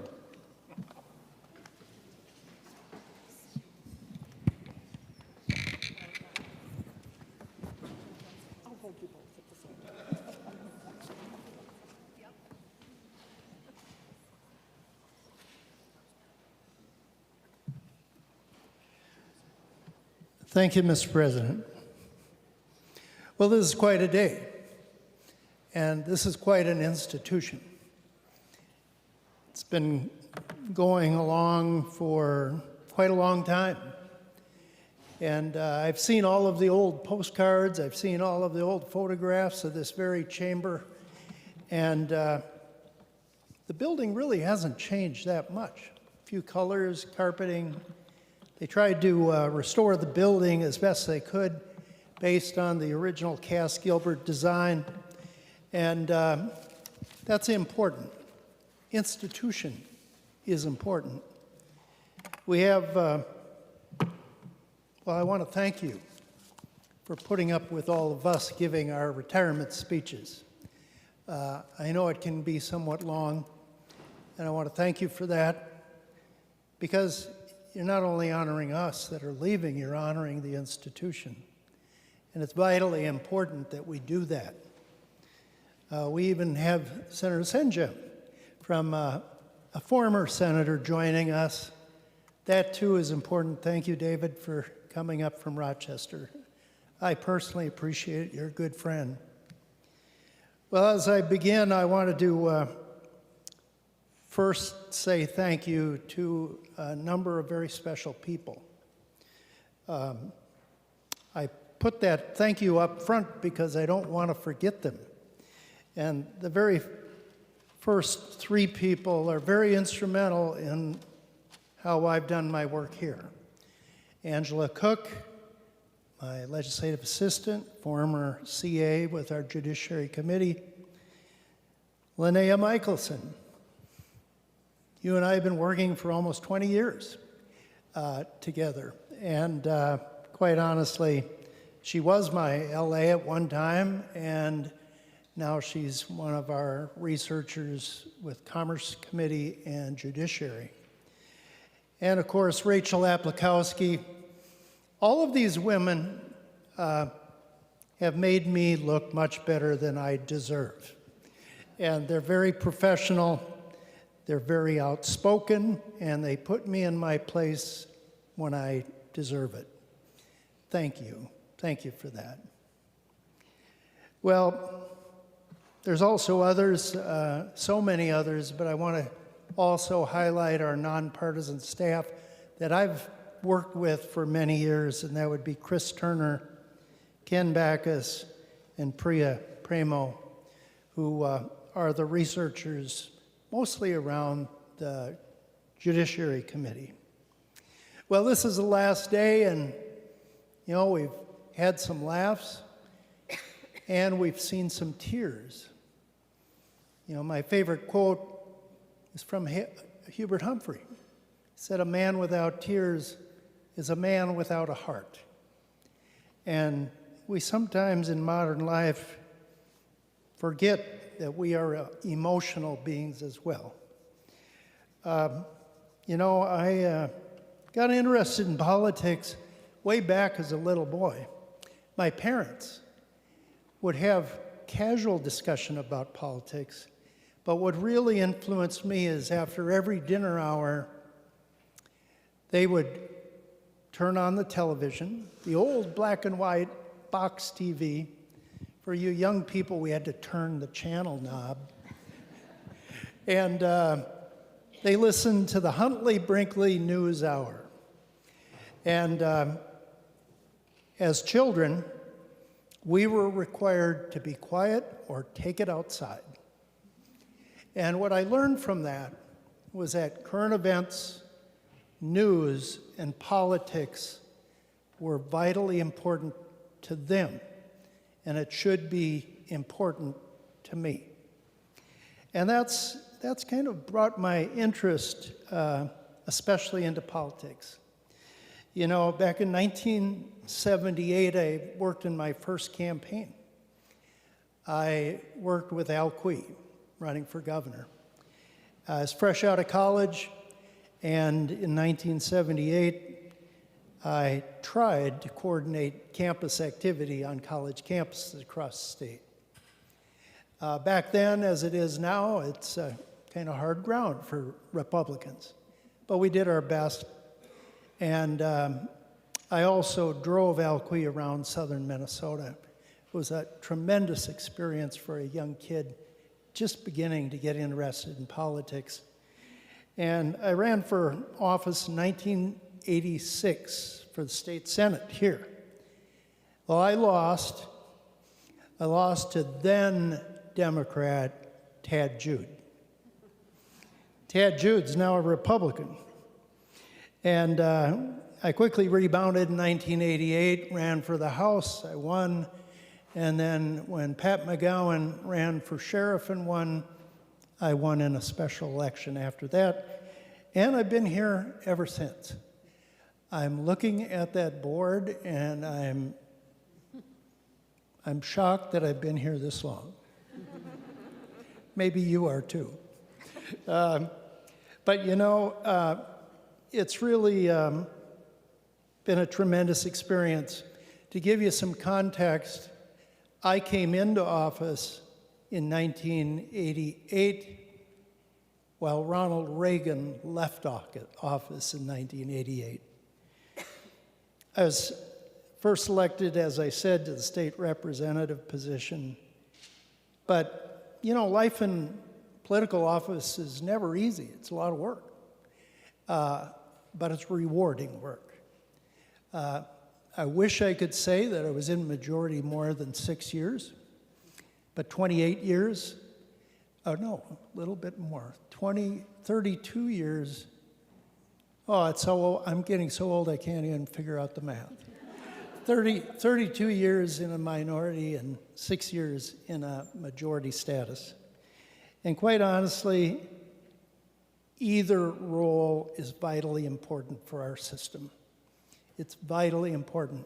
Just like a defense attorney that tests the merit of the state's case against an individual, it's vitally important that in that role you test civil liberties and you test the case that the state has against you. Vitally important for our civil rights. Well, a minority member job is to challenge, to question, to demand proof that the premise of the bill is coming forward and it's the correct one. And it's good to challenge, and it's good to assert hypothetical situations so that when we write law, we're writing good law and balanced law. I know some of you have heard my explanation of what I think law writing is like, and I cast off the characterization that it's like making sausage. I compare it to a kid's rock polisher. Let me tell you why. When I was a kid, our family had a rock polisher, and we'd take raw stones, agates, put them in this little coffee can, and it would churn with grit and sand and all sorts of other abrasives in it. And it was so loud and noisy, my dad would put it out in the shed in the backyard and bring an extension cord out there, and it would grind away all summer. And a few weeks later, we'd take a different grade of grit and put it in the can, and it would polish it even better. So hopefully, it would be a jewel at the end of that process. It's kind of like what we do. We take a raw bill, a raw idea, probably from our constituents, and we put it through the process of a committee hearing. Writing law requires grit, it requires time, it's oftentimes very noisy, but if we do it correctly, we have a polished stone that we can put into our statute books, and it proves the test of time. It's balanced, it's perfected as best as we can. Usually short time, doesn't make it a well-placed precious stone. But nevertheless, applying the experiences from my childhood, that's how I relate to writing law. Well, I do have some advice to the Senate as an institution. I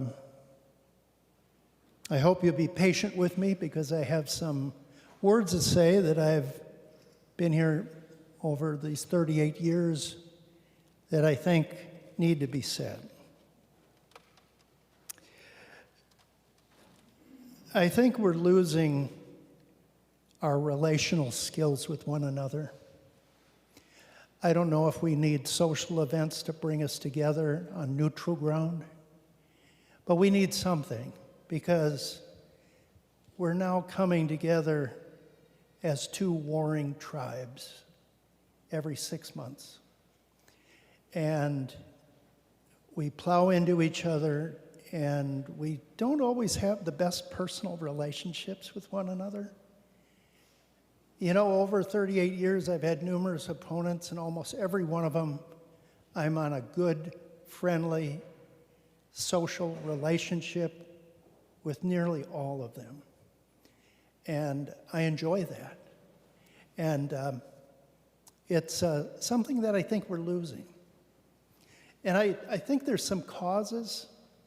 I think number one, when I think of Tip O'Neill, he said all politics are local, meaning how does it affect the local voter back home?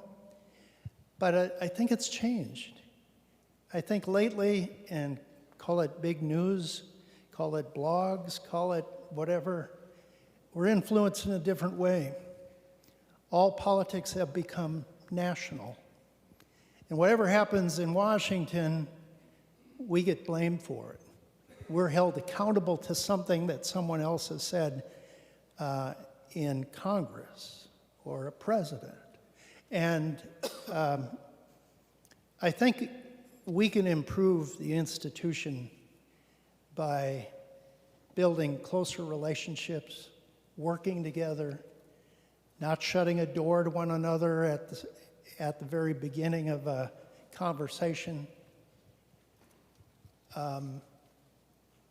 listening, trying to understand where the other person's coming. When I first came into the legislature, I looked at everything black and white. And I began to realize there's a tremendous amount of shade of gray in between that black and white, and every shade of gray is legitimate in the eyes of our voters. And quite honestly, it takes a little more time, and it takes a little bit more patience to understand the experiences of other people. They're not all like mine, and I have to be open to that. You know, my comments are not going to be as long as others.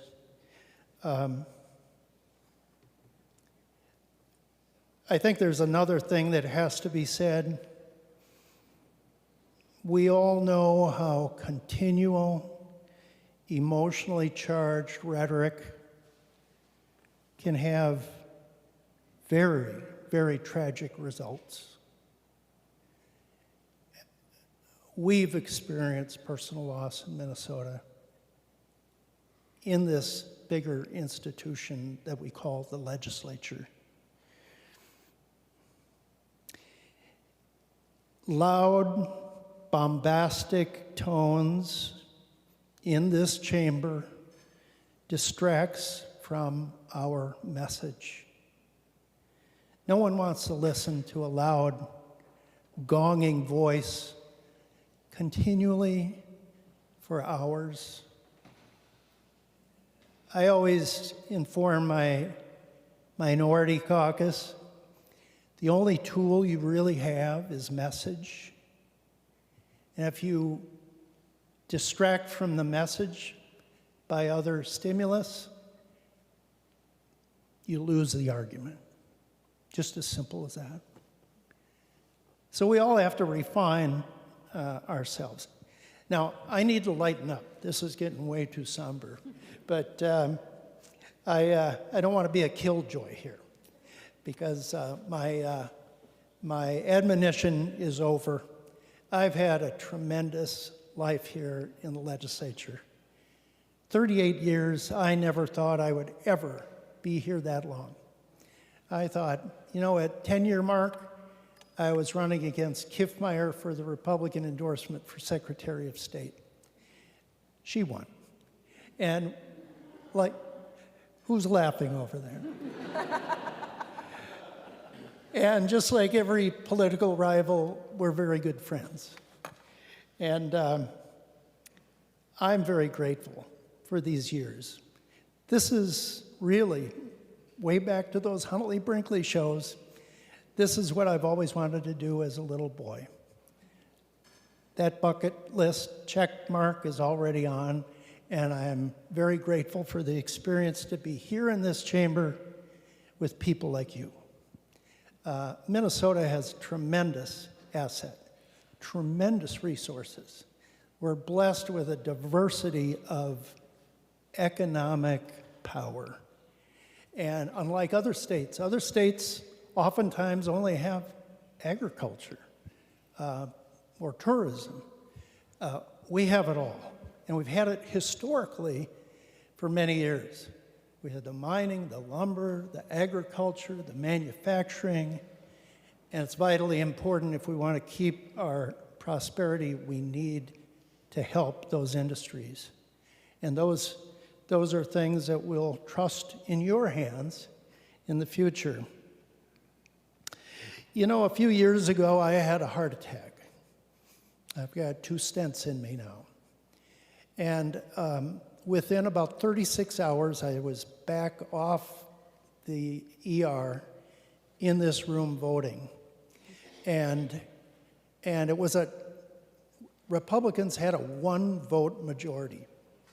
And I came walking in the door, and Tom Bach, who was the leader of the Democrat caucus, came up to me and he said, I had so hoped to get that majority back, but not this way. And then he looked at me square in the eyes and he said, after all, they don't pay us enough to hate each other. I will always remember that, and I hope you do too.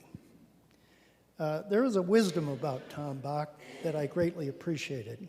I didn't always agree with him, you didn't either, but nevertheless,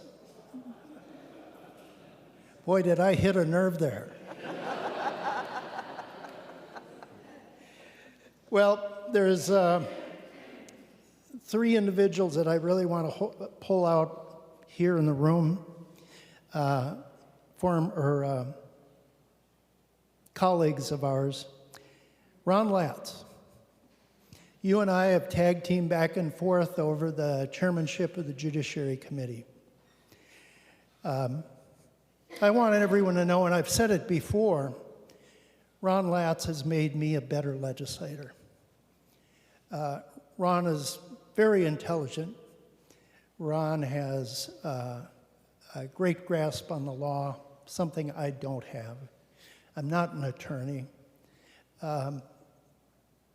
But thank you, Ron, for being a good rival as well as a good friend. I hope our friendship continues. Scott Dibble.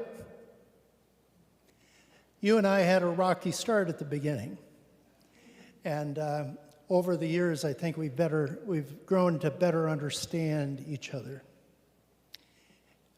I consider you a friend. And I also, in case I've ever said anything that's been caustic or in any way judgmental in any way, I apologize. Also, Bobby Joe Champion.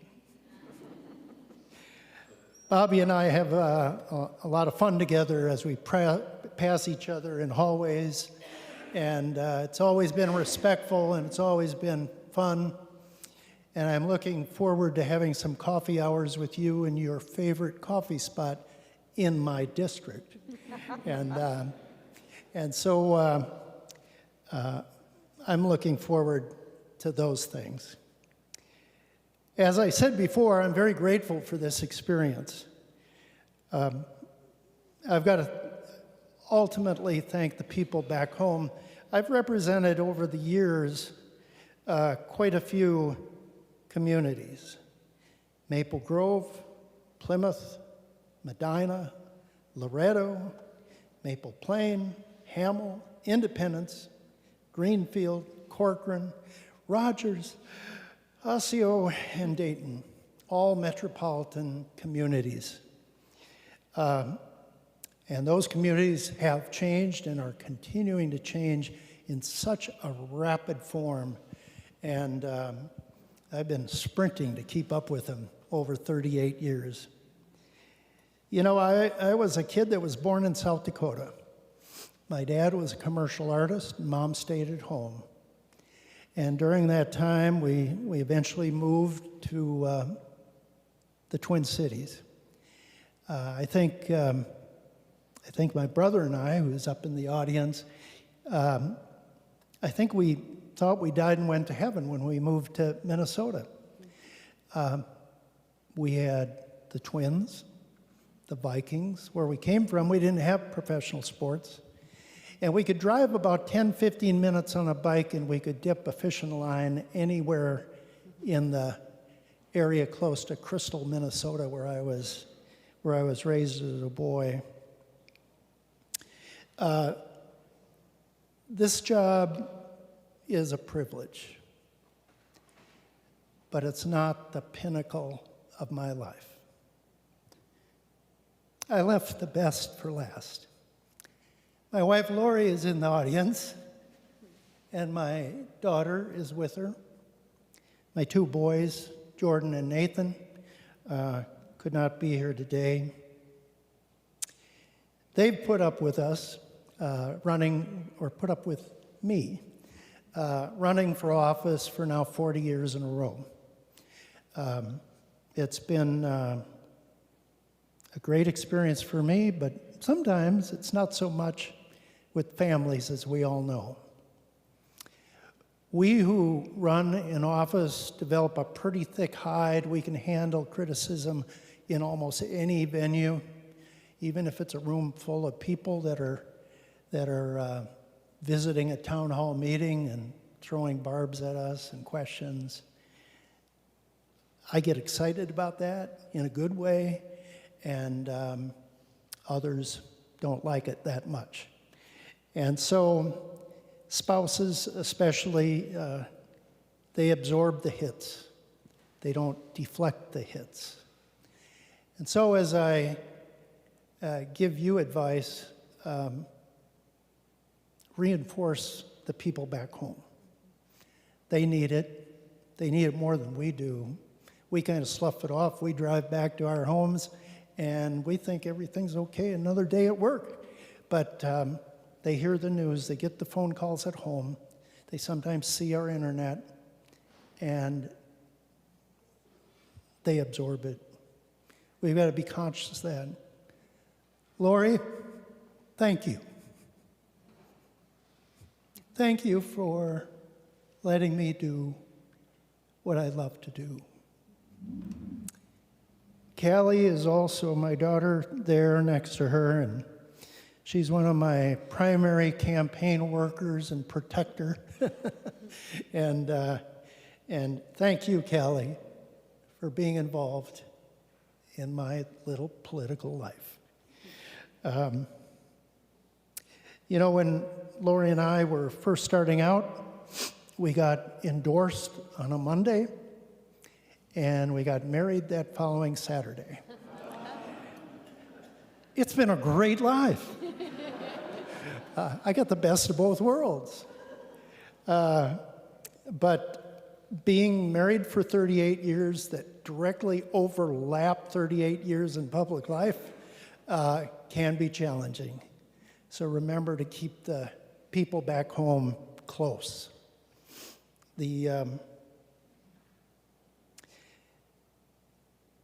There's a prophet in the Christian Old Testament, Daniel, that once said, God raises up kings and God deposes them. You're here for a purpose. Whether you're Democrat, whether you're Republican, you're here for a purpose. And it's vitally important to realize that. Daniel was taken in exile to Babylon in about 600 BC. And he was so good at analyzing government structures, he was brought in under a very ruthless killer king. And he was used mightily to calm that administration down. And he was very good at the bureaucracy. And we all can work in any environment if we put our mind to it and trust God will guide our steps. I believe that. You're all here for a purpose. And as we leave office, there'll be another purpose. There always is. I don't have much more to say other than the fact that you have made my life full. The people back home have made my life full. I'm excited about going back to private life and yelling at the TV next winter as I watch you debate things. But you might get some postcards from me that show me in a sunny environment in the middle of winter. My wife and I are scheduled for a trip to Israel in February. We're really looking forward to that. And I'll still have my hand somewhere in politics. I know I will. I'm addicted. I can't get away from it. But nevertheless, I want to thank you for the experience. You've all been very good to me. I hope I've returned that as well. And I guess right now, I'm free. Thank you for the experience.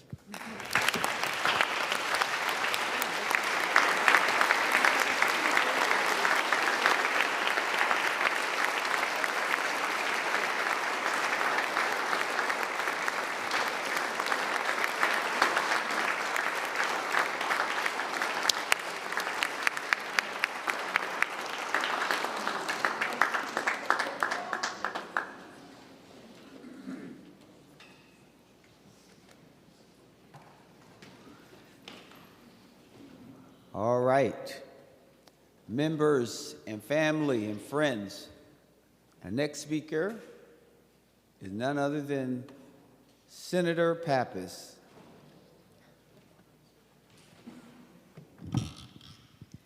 Well, members, lots of great things have been said this afternoon, but not everyone has said them. Jeremy Miller, wherever you disappeared to, you are wrong. I was told we get 1 minute for every year we've served, so that's 42 minutes. Oh, I'm wrong. It's 1 second for every year we serve, so that's only 42 seconds. Oh, I'll just tear up my speech. Thank you all so much. It was an honor to serve. Just kidding. As my granddaughter would say, I'm pranking you. Of course, you have to start out with thank yous because this place, as someone previously said before me, runs on the staff. And I've had, like everyone else has had, wonderful LAs and CAs over the years, and I'm just going to point out a few so I'll probably forget some if I try to remember everyone. I want to start out with Celeste Baines. Celeste, when I first got elected to the Senate, Celeste Baines chose me. She came to my office. She was working in some other office in the Senate and said, Senator Pappas, I want to be your LA. And she was just such a wonderful person, and I was so proud because she was a trailblazer here as being one of the first African-American staffers in a largely Irish-American Senate. Everybody who worked here was Irish. Is that still the case? I don't think so. Then I had Catherine Ryan with me for many years as my CA, then my chief of staff when I was president, and she is co-chairing my retirement party with Sherry Munyon, who's also a former staffer and a former constituent. Kara Josephson, who's still here in the Senate working for Senator Herr. She started as my intern, my LA, my CA. She left for a while. Now she's back with Senator Herr. And Rachel Carlson, who was my LA, then a CA, and now she keeps an eye on me for leadership. So I also want to thank my current LA, Jack Fisher, who got out of Dodge fast. He's on his way to Mexico. And my wonderful, relatively newer LA, Miriam Arab, who is calm and happy and a delight to work with, and her presence balances Jack and I and Liv and Damien and all the rest of us who are very Housley, all the rest of us are very hyper. I do want to thank our bonding tour team, our regulars, Jordan Rasmussen, John Cwodzinski, Scott Dibble, Karen Housley, of course, and Ann Johnson-Stewart, who attended every bonding tour with me this past year. Didn't miss a one. Over the years, I've worked with a lot of wonderful nonpartisan people in Senate Research and Finance. Going back to the Senator Cohen days with Nicole Kaplan and Ken Backus and Chris Turner. Alexi Stengel and Stephanie James worked with me on state and local government. Dennis Albrecht-Vessel worked with me on higher ed. Anne Marie Lewis worked with me on education. Dan Mueller, he's been here so long I can't remember what he worked with me on, but many things. And Secretary Tom Boddern, who was actually very good working with me when I chaired the Ethics Committee. In addition, I did want to mention Stephanie James again because she was a regular on our bonding tours and regaled us with many of her dog stories on the bonding bus. Our bus bonding besties were really a lot of fun. We have, of course, our front desk staff. That's the only one I think who's been here as long as me is Mike Lynn. I think I always remember Mike Lynn being here, and he actually trained me to be a Senate president. And the wonderful sergeants, and he's too embarrassed to even look up. He's not used to getting praised. And all of our wonderful sergeants, of course, we have Sven Lindquist and the other sergeants who very happily and nicely put up the pictures all over my walls and keep us all safe and happy. The retiring colleagues, I've served with you all for all these years, and I've learned from you and worked with you, and it's been a great pleasure. Ann Rest, Warren Limmer, Carla Nelson, Melissa Wiklund, Jim Carlson. And would you all please let me know your retirement plans, because I right now have no plans. Although I think that Ann Rest is going to become a poetry teacher. I'm convinced of that. Yes, today I learned that about you, Ann. You were very dramatic. My senior colleagues remaining that I've worked with also over the years, my seatmate and our illustrious leader, Erin Murphy, I really want to thank you for our working relationship. John Marty, who will now continue to be the longest serving legislator. It's been a pleasure to work with you. My good friend Scott Dibble. John Hoffman, who's my office mate, following Carrie Dietzick of blessed memory. Mary Kunish, who's been my ERA partner, Ron Latz on criminal justice reform, and I want to say especially Fong He, my mentee. And Fong, I am just so proud of you. You've grown into such an amazing legislator, knowledgeable, hardworking, and fair. And I know you're going to have a great future here. And I have in mind what that future is, of course. And last but not least, my bonding bestie, Karen Housley. Thank you so much, Karen. Karen's been trying to convince me to run again. Do you think I should move to Stillwater, Karen?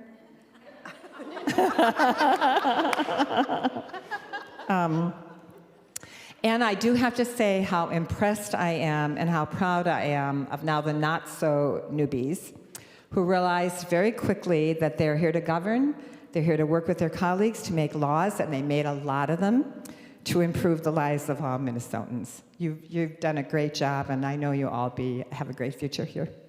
Getting teary-eyed now. No one has mentioned lobbyists, and I have to mention them because, and they're too numerous to mention, so I'm not going to mention them individually, don't worry, but they really serve as a second staff layer, and we rely on them to provide us their knowledge and their experience. And we rely on all the advocates that come to the Capitol and ask us to do things. Our advocates in labor, for women, for immigrants, for environmentalists. And I want to say to you, keep advocating for the issues you're passionate about. And then I do want to thank my constituents in Senate District 65 who've elected and re-elected me, probably far too many times to count. Last time I was door knocking, I did have someone at the door that say, "Haven't you retired yet?" Hint, hint, hint. One brief thing is other people have talked about a little bit about their family history, and I just wrote this down because these are little known facts about me, about who were my influencers in politics before the age of 13. My parents were Adlai Stevenson supporters. And so I have this memory of Adlai Stevenson literature in our house. So that idea of politics was already in my head when I was, 5, 6, 7 years old. My Aunt Elsie ran for mayor of Columbia Heights in the 1950s.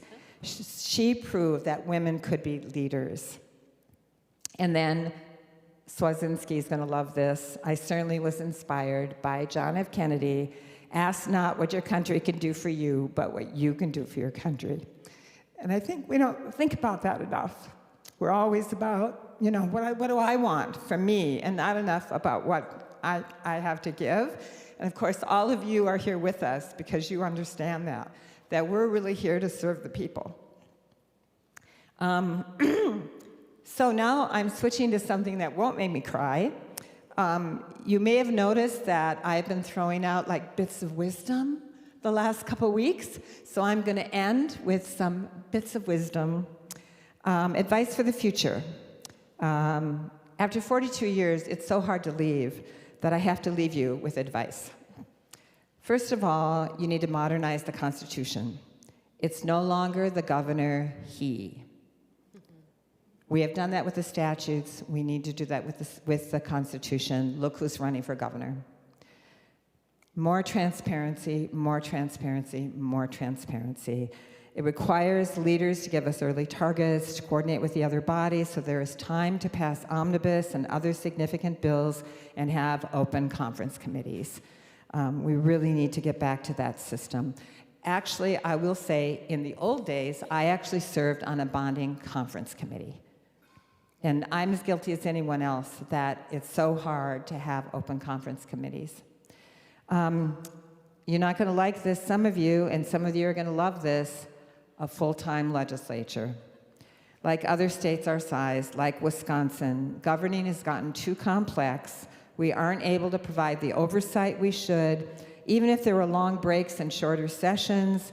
I think of the Pension Commission, who at one point, Senator Friends, would meet every month for 1 or 2 days during the odd year, especially to review proposals, hear from our auditors, et cetera, kind of keep the brain moving around pensions.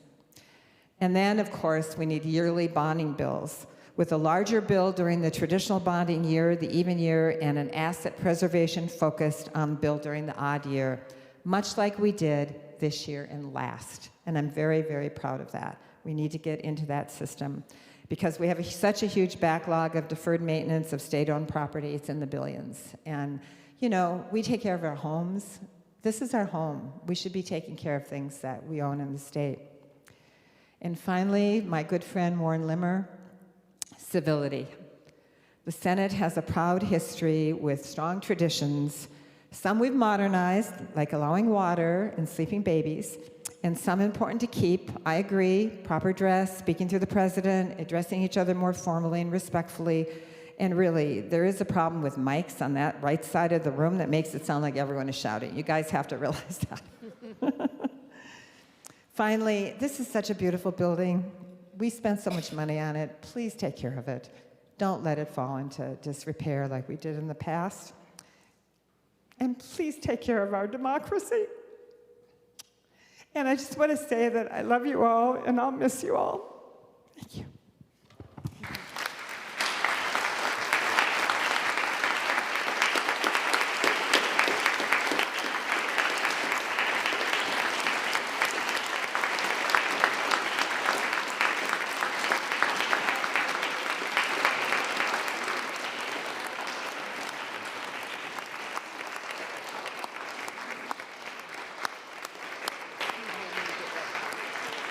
All right, members. Members, family, and friends, that is the end of the list I have formally, but I was reminded that I should make space and room for someone who might be thinking about retiring and didn't tell me. And so if there's anyone, this is the space that I'm creating now to see if there's anyone. Seeing that, members, I just want to tell you thank you for a wonderful session. Also, I want to thank those who have provided so much service and have done so much for our democracy and for this institution, and that it is going to be up to all of us in order to keep it and work on our democracy as well. All right, with that being said, I think the only thing I'm supposed to say is, that's it. Thank you so very much. All right. Thank you. Have a good one.